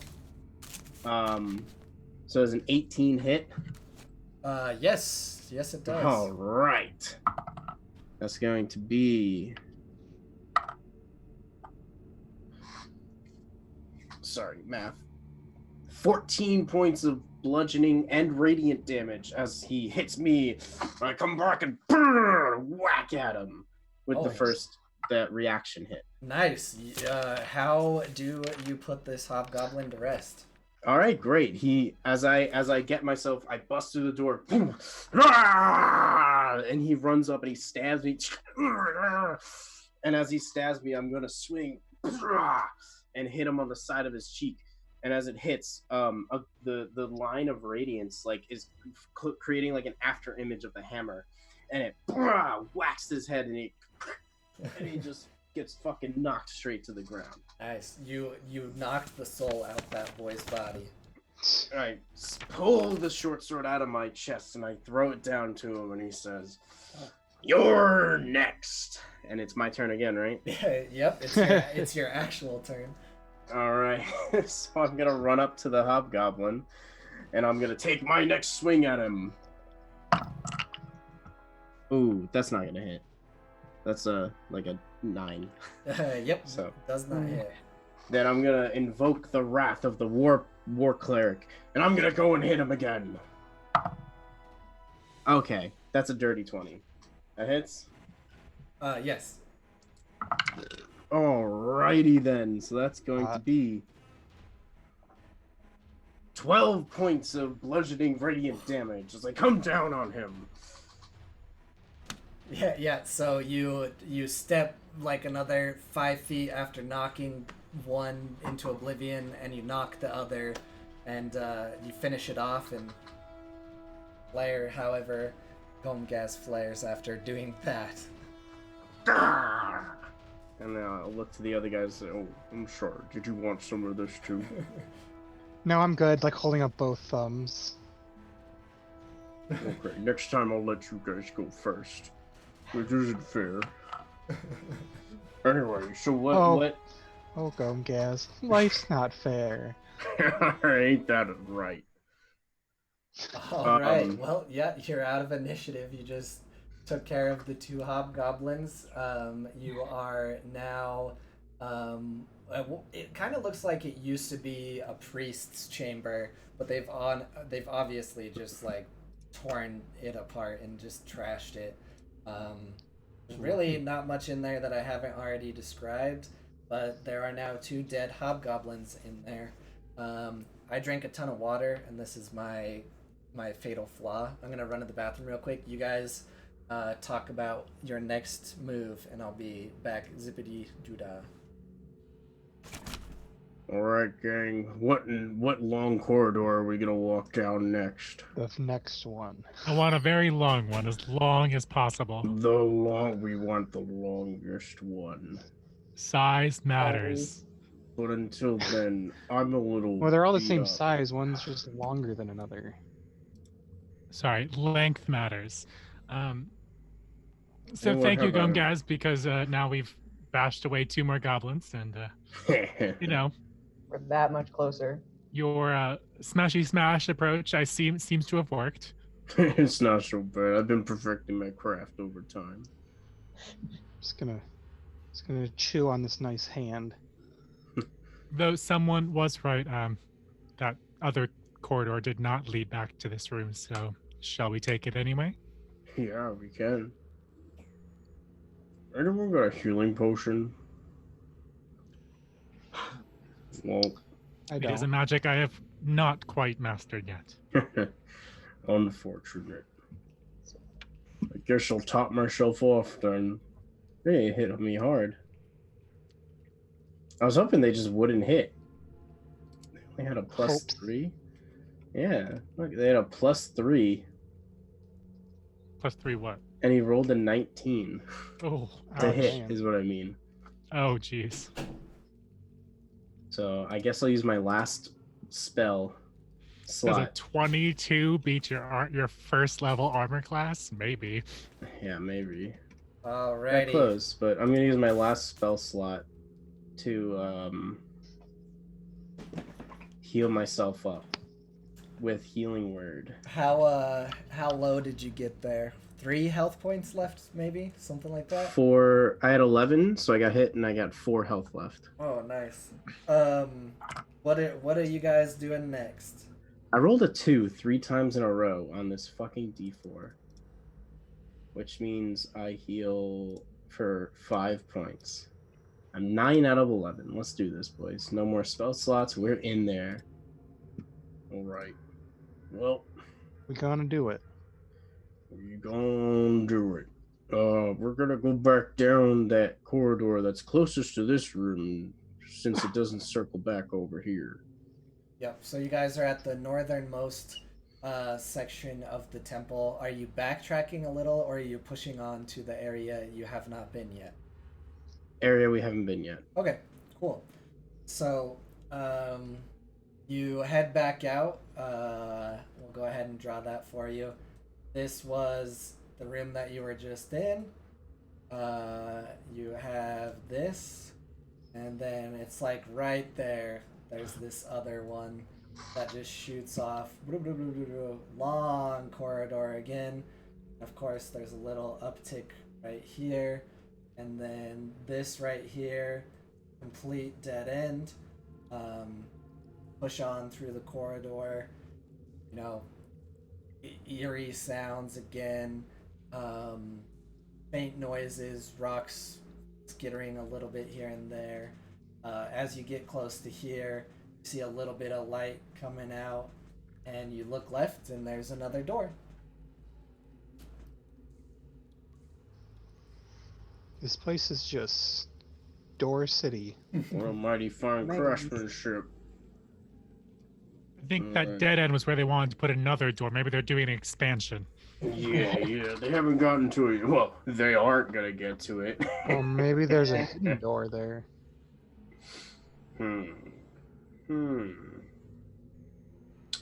Would you want to check it out? Why don't you check Yeah. for a mysterious door? Perhaps. Like a sconce you can pull? Can we look for a hidden door? Sure. Do you want to ping me where you're looking? Right yeah, there at that. that dead end wall. Yeah, right there in the dead end wall. Okay. How exactly are you looking? Like pushing on With the... my eyeballs. Oh, just... Yeah, I'm like rubbing against it, man. I'm gonna feel it. I'm gonna rub it. I'm gonna smell it. I'm gonna try and like look for anything. I'm guessing it's an investigation check, right? No. Let me do something real quick. All right, go for it. Whenever a DM says that, it's not a good thing. All right, so you're feeling up the wall, and it's very, very easy to realize that this is just a wall, and this is where the corridor ended. They did not build anything further than this, and no one's built anything around here for a long time. How's that wall for back scratching? It's pretty good. It's a very textured wall. Hell It feels up pretty in that. good. Is that what you're doing? You're scratching your back against the wall? Well, Yeah. I'm wearing. Oh, you? Tony? I am. Yeah, yeah, After yeah. you're just like all up on the wall, and it's just like, God, you're making actual Nick's back itchy just from thinking about it. Yeah, there's nothing. You can keep trying, but for the moment, you don't see anything. All right. I think this is just a dead end. Does look that way. Time to check out another door. Udak, Udak, do you want to take a page out of Goemgaz's book and take a listen at that door there? Sure. Let's take a listen. Perception, should I? Yes, go ahead. Lovely. Hold on.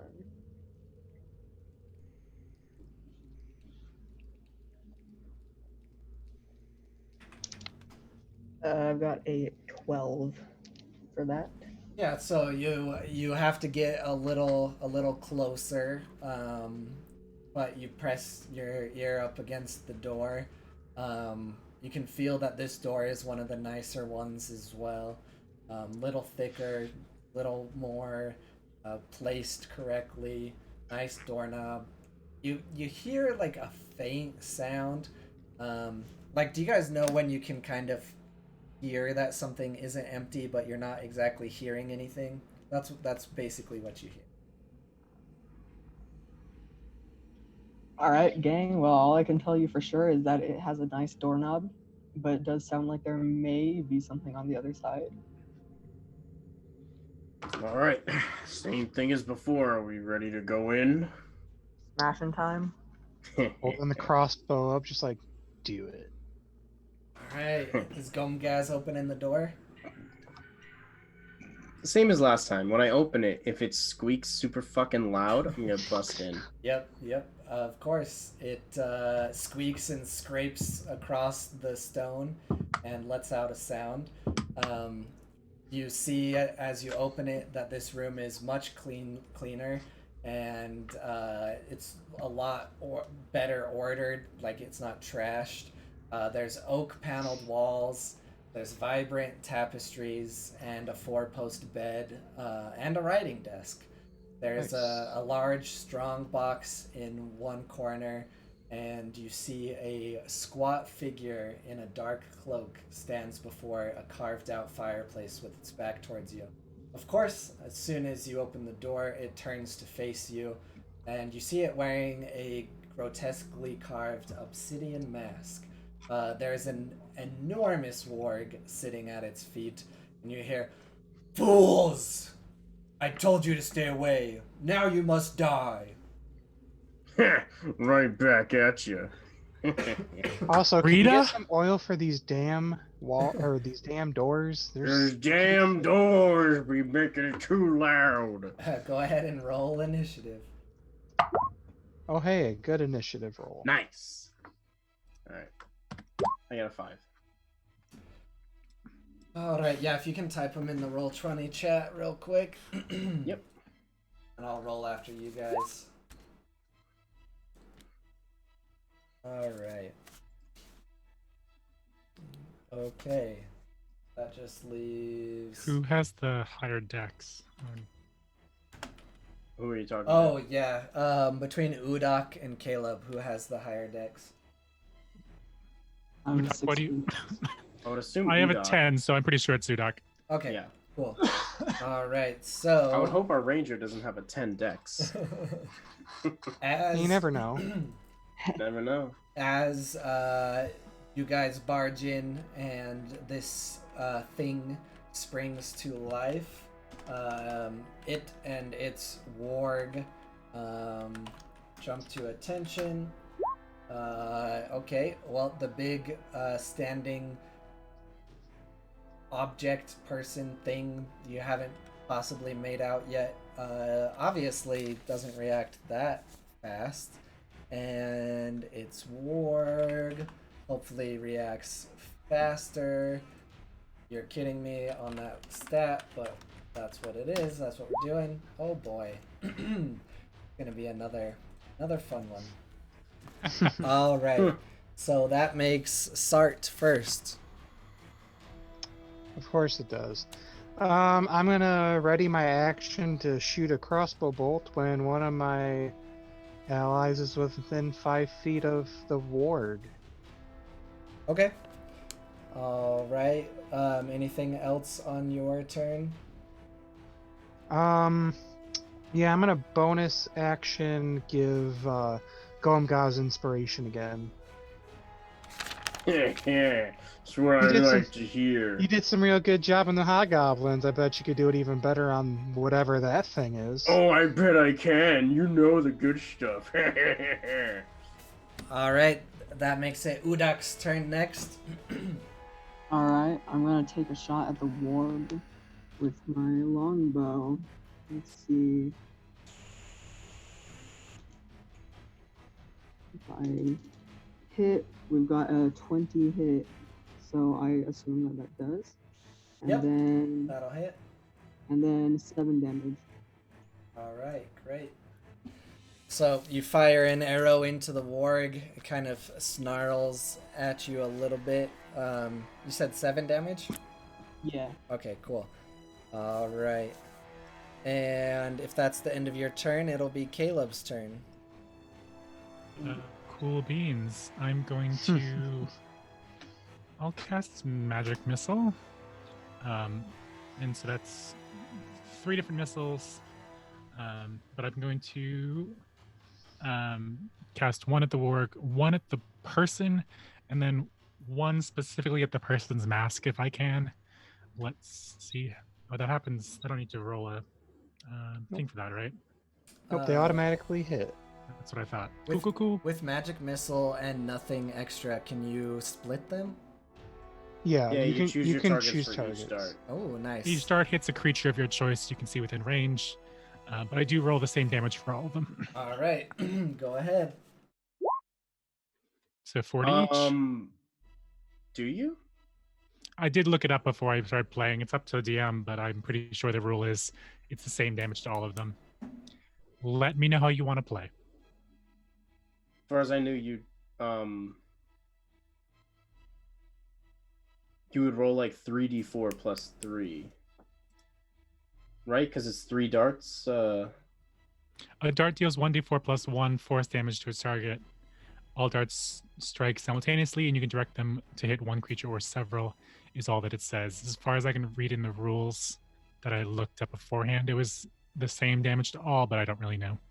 Yeah, it's very vague Yeah, in that the one's actual written rules. There are some strong opinions about it online.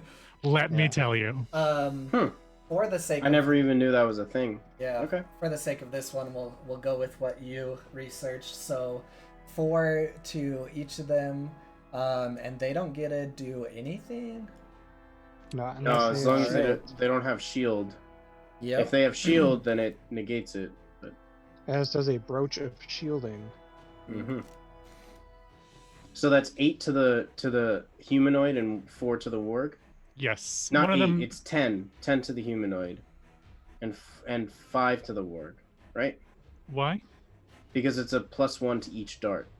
Oh no, Oh, I it already already, did that. yeah. I use special macros. It already did its thing. He's So got I the rolled a thick- I rolled 3+1. Oh. Okay, so then 8, All right. 8 to the 4 to the warg, 4 to Yeah. the human, and 4 to the human's head mask area. all I'm right. trying to click it if I can. So we will say in this regard, it doesn't really break, but the force from it kind of throws it off, and you're looking at the face of a goblin. Oh jeez. A little bigger and beefier than a normal goblin. It's probably safe to assume that this is, the goblin chief that's so sadistic that you were warned about. But if that's the end of your turn, it is now the warg's turn. Womp Oh womp. jeez. Oh, geez. All right, so the warg, of course, is going to run up and try to bite at Gomgaz. Try if you must. Distract the beefy, loud one over here. Distract he will, because he's my target. All right, Oh jeez. 23 versus AC. Oh my god, yeah. All right, 10 damage. Oh god. Oh god, goodness. 10 damage? Yeah, I'm down. Oh my. Oh. All right. Fall to the ground. Let's see. You I don't think that pertains to you, so you're good. That's the end of its turn. All right, well then I'm gonna get my one pot shot out. Yes, that does go off. So go ahead. But Does I it go don't- off before he it goes off before I get attacked, yeah? Yes. I doubt it will matter, but yes. So go ahead. Well, it matters to me because I have No, picked. Yeah, it matters to him because he gets advantage. Oh, okay. Yeah. Then yeah, do advantage. Yeah, it's not to save me, it's so that it ends up hitting me. Doesn't an 11 hit though? No. Yeah, I didn't think so. So yeah, Big this old rip. big, large monster just darts forward, and even though you are ready, it's a little faster than you expected. So it just whiffs past it, and it is now good old Goblin's turn. He is going to come attack you, good Sart. Let's Oh, get see out of here. Be here. gone, thought. So the goblin is going to. How does it want to attack you? It's gonna pull out its scimitar, and it's going to do some wacky whack. 12 first AC. No. Right. It's going to rear up for another attack though, and 20 versus AC. Yeah. All right, and it is going to. All right, do 5 damage to you on that one. You managed to kind of just turn just a little bit and miss the first attack, but then the goblin comes and swings back down, swipes you for 5 slashing damage, and then that would make it Gomgaz's turn. It would. Death saving throw. Natural 20. Ooh. Hey, there you go. So I get up with 1 hit point, right? Yep, you're good. Well, you're not good, but you're not bad. Now that ends my turn, right? Yep, I believe so. Alright, so I just wake up lying down with meat grinder on my chest. What that wolf do to me? I'm just start making my way up, but that was the end of my turn. All right, top of the round. It is Sart's turn.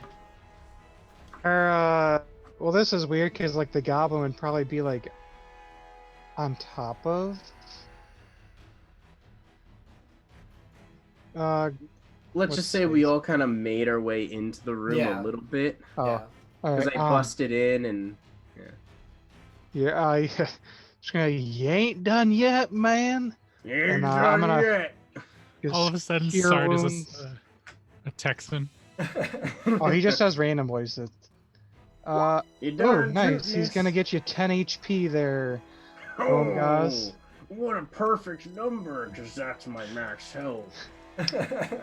That's how I do. All You right. And, do me real good, buddy. Weird, but okay. And then I'm gonna, inspire. Who to inspire?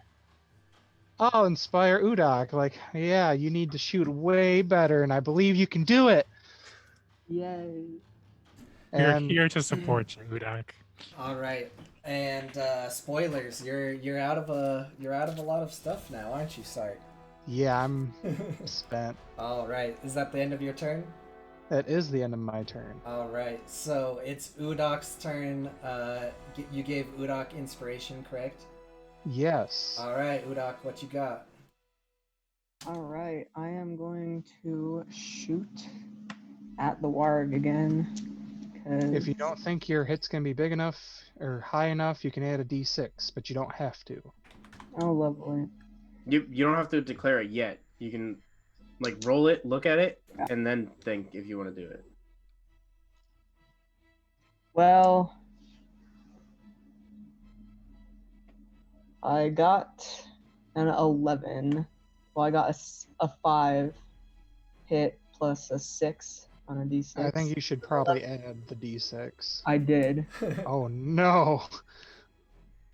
Yeah, so an 11 total will not Wait, hit. you said you rolled a 5?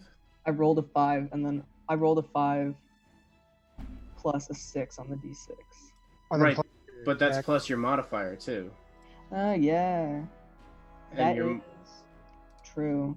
and your modifier is plus 5. Plus So that'd 5. I got that'd be 16. 16. All right, then yes, that Oh, does hit the warg. Yay. That's 2 out of 3 of my Oh, reminding inspirations me. being 6s. Yeah. Okay, let's see. Damage. We've got a 7 damage. All right, nice. The warg is a very beefy creature. You definitely heard it, but it is still standing and is growling. And that's the end of your turn. That would be Caleb's turn. Okie doke. I'm going to cast Witch Bolt on the Goblin Chief there. A beam of crackling blue energy lances out toward a creature within range, forming a sustained arc of lightning between you and the target. Let's see if it hits. Are you gonna say unlimited power? Who are you attacking? The Goblin Chief. All right. Does a 16 hit? The goblin. Ooh, I think that. Sorry, I should have had that one up. I was Wait, did looking Udak attack the goblin or did he attack the warg? Because 16 hit last time. Udak attacked Warg. the Warg. Okay, Yes. never mind then. You said a 16? Correct. It does not hit. God damn it. Womp. Pardon my French. No, you're fine. In character, he goes, Sanders sits! Got anything else? That is all I can do this turn, I believe. All right. So, the warg is now going to turn to Udak. Pretty spiteful creature. Focuses on who is beating it at the moment. And it's going to bite into you, or it's not. A 7 versus AC. I doubt that hits. It is not. All right, but it is the goblin's turn. The goblin, seeing just how well Gomgaz got up, just looking healthy as ever, is going to turn to him, try to do the worst, and So you have advantage. Oh! He doesn't need it. All right, Yeah. I'm sorry, Gomgaz. That's alright. It's the first hit. All So- right. Roll your damage. So Skirt. gonna cover up because I'm scared and cold. but So mostly it would scared. just be just this. Yeah. 2d6. Yep. 2d6 plus 2. Double ones, baby. Oh, Close enough. That All was right. that was pretty bad. Yeah, 6 damage. It's gonna do its second attack on you. With advantage. All right. I thought you got up. Why is it advantage? It was the end of my turn, so I couldn't use movement or anything. Okay. yeah. All right. He's up, as in like he's not unconscious. Wow. Ah, There we go, baby. You can't stop the Get Gom pooped guys. on. All right.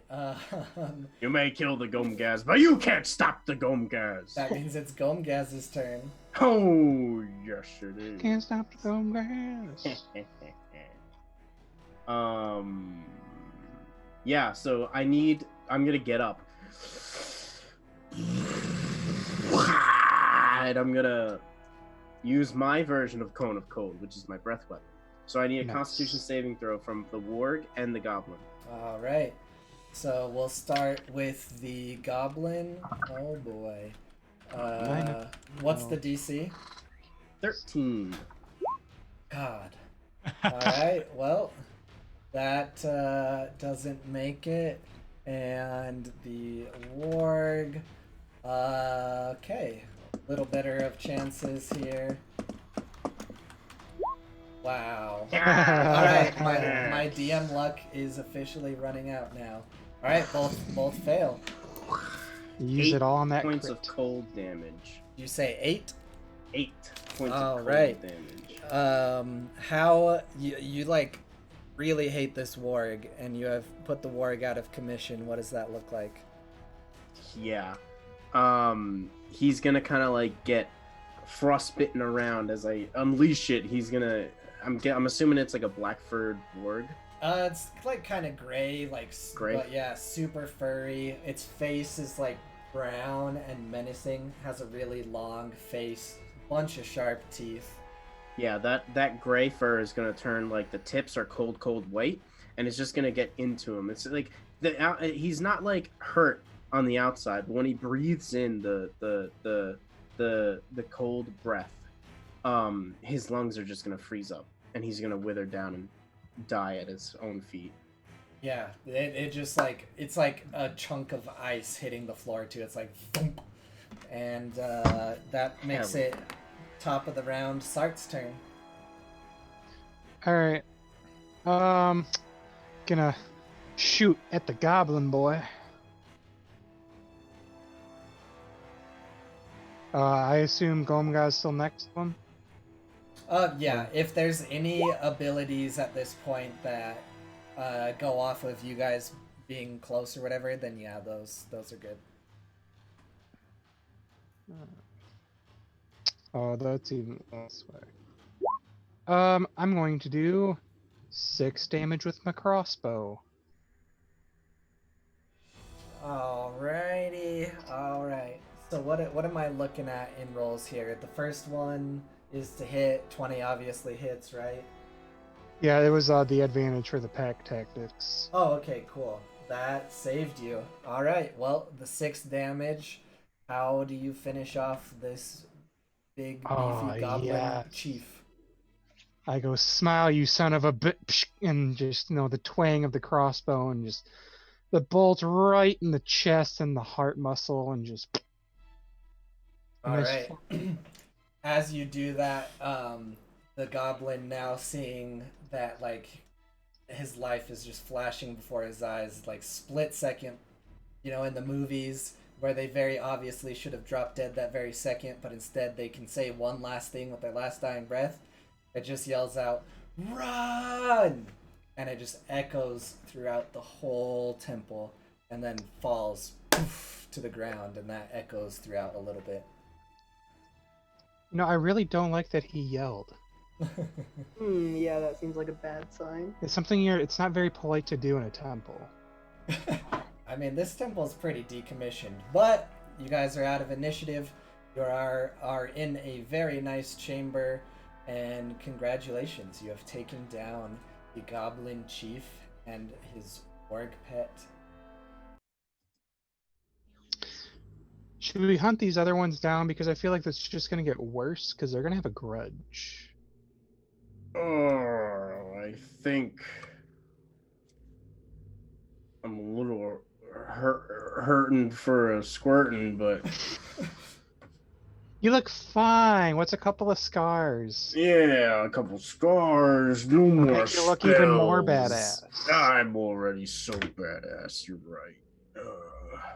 What do you think? Are we going to hunt him down? Joke's on you. I already got this crossbow loaded. Anything special in this room? Yes. So there is the Goblin chief or whatever, laying there on the ground, still kind of hooded. The mask is off. You guys were kind of in the heat of battle. You haven't really noticed anything yet, but you can check out the Warg. You can check out the Goblin boss. In the room, there was the big box that I talked about, and then tapestries, a nice bed, stuff like that. I'm gonna lay on the nice bed. The ones with dark vision, if you want, can roll a perception. Sure. 16. 19. Yes. All right. So, Sart, as you were shooting off that last arrow and hearing the goblin yell out, you kind of get a really odd feeling, and you feel like you want to check the body and maybe pull back the hood or something like that. Alright, I'll check out that cadaver. Alright, so you pull back the hood, and under the hood, without the mask, you see the dead body of Frida. Hold it! What the fuck? Yeah. I didn't see that coming. I didn't think she was this short. Yep, Frida was pretty short. Not as old and basically on death's door as you were led to believe, but laying in front of you is Frida, the Constable of Melton. What's even weirder is that she beat us here. She did indeed. She knew a secret around the bugbear, I think. That's yeah, fair. we did have a fight that guy. Yep. That- You can probably safely assume that she's obviously been here many times and knows the quickest way to get there if she's the one that's been leading the goblins. But now I have an issue with her cousin, her brother cousin. I don't know what to do with the body. I would like to go pick up the obsidian mask if you wouldn't mind. Yeah, you can go ahead. I'm just gonna store it for now in case it comes in important later on. All right, so you're just Okay, Cole, what's in the box? You're Yeah, What's in the box? What's in the box? You're just putting it away in your things. You're not doing anything else with the mask. I mean, I'll look at it. I'm not sure how much of it I can see right now, depending how dark the room is. It's a very ornate, nice mask. You can't make anything out just by looking at it. It doesn't look like any regular mask. It looks like it was very specifically crafted. The box, you can go ahead and walk up to, and it's a strong box, and there is a latch. An openable latch? Yeah, you can try to open it. Yeah, I try to open it. All right, so you go to flip the latch back, and as you flip it back, you are pierced with something. You feel something kind of reach out, and it's kind of like it bites you. So you take 1 piercing damage, and then you take 9 poison damage, as Oh my. a poison needle jabs into your skin, and I need you to do a Constitution saving throw. Does it matter if I'm dead again? If you're down, I don't think it does matter. That's kind of Is it another instance of damage? It's to see if you are poisoned for 1 hour or not. Okay, yeah, I still make that.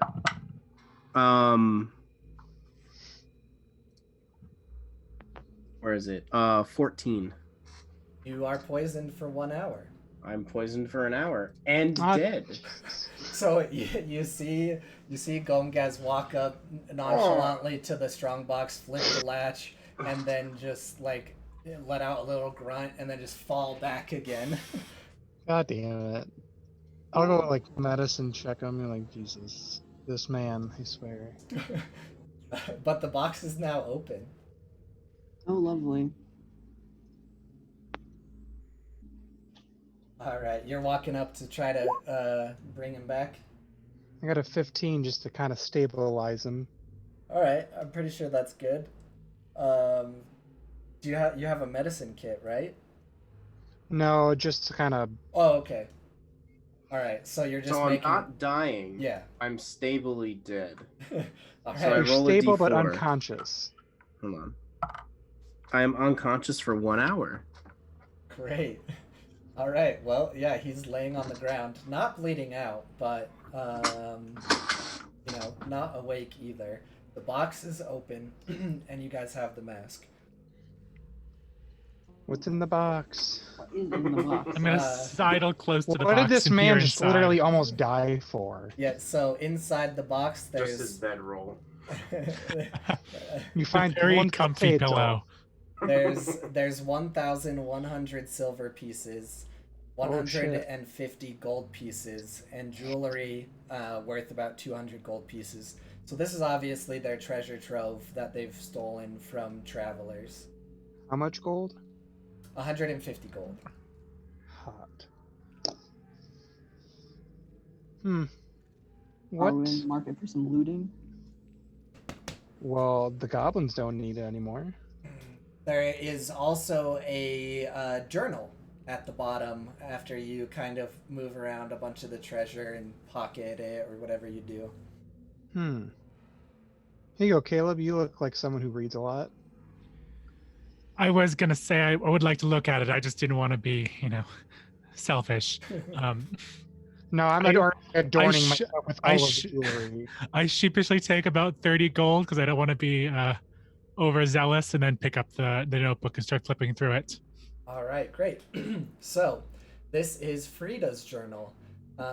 As you're reading through it, you find out about a year ago she discovered the temple.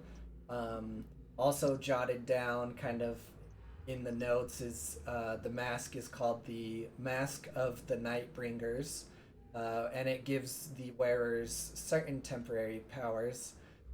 Frida was very delighted by this in her writing of the mask. It's made her a much more effective hunter. However, you see that the journal entries start to get a little darker, kind of take on more of a bitter kind of tone. The more she wore the mask, she felt that it was kind of affecting her in the long term, but she didn't want to give it up, of course. It's made her such a great hunter. She then realized that she had fallen under the sway of Shar until she was turned to be completely a devoted follower. She took over a nearby goblin tribe and started raiding the caravans. Her intent was both to collect money to restore worship of Shar, restore the temple, and to also satisfy her own evil greed. Don't want this thing touching any of my other, touching my body or touching anything in my bag. So I'm gonna grab some random fabric, rip it off of the bed, and tie it up inside of that before putting it back in my backpack. All right. Does anyone want to try on the mask? It's not gonna fit my strangely formed shape compared to a goblin. No, I'm keeping it close to me. I don't want anyone else to touch it. Yep, so you guys have thoroughly searched the room. You found all there is to find. At this time, you feel pretty satisfied. You probably start leaving the room. Can definitely notice that any other goblins have run out. You make your way out of the temple. You start heading back. Wait, am I awake now? After an hour, yeah. The general consensus of the DM was you guys didn't feel safe sleeping in the temple, so you hurry on. It's really hard. You'll probably take some exhaustion, but you feel like it's worth it. Dawn greets you as you enter the town, and you have now completed Temple of the Nightbringer. And you survived for the most part. Good job, everybody. We made it through the task, crew. Let's go get some ale. Hey, It takes like all my strength to like lift up his arm and be like, we did it. I think at this point, even I would like some beer. High five my skeletal hand. Yeah. All right. What was in the chest anyway? Never mind. Let's just go like get some. you wake up and you have like a bunch of like gaudy jewelry all over yourself. Like, oh, nothing much. Oh, just what a dragonborn likes. He likes being shiny and pretty. It goes great with your skin, and it really matches your eye color as well. Yeah, it's nice. All right, good. Congratulations, guys. Sorry for all the issues. It kind of cut in like 40 minutes of our time.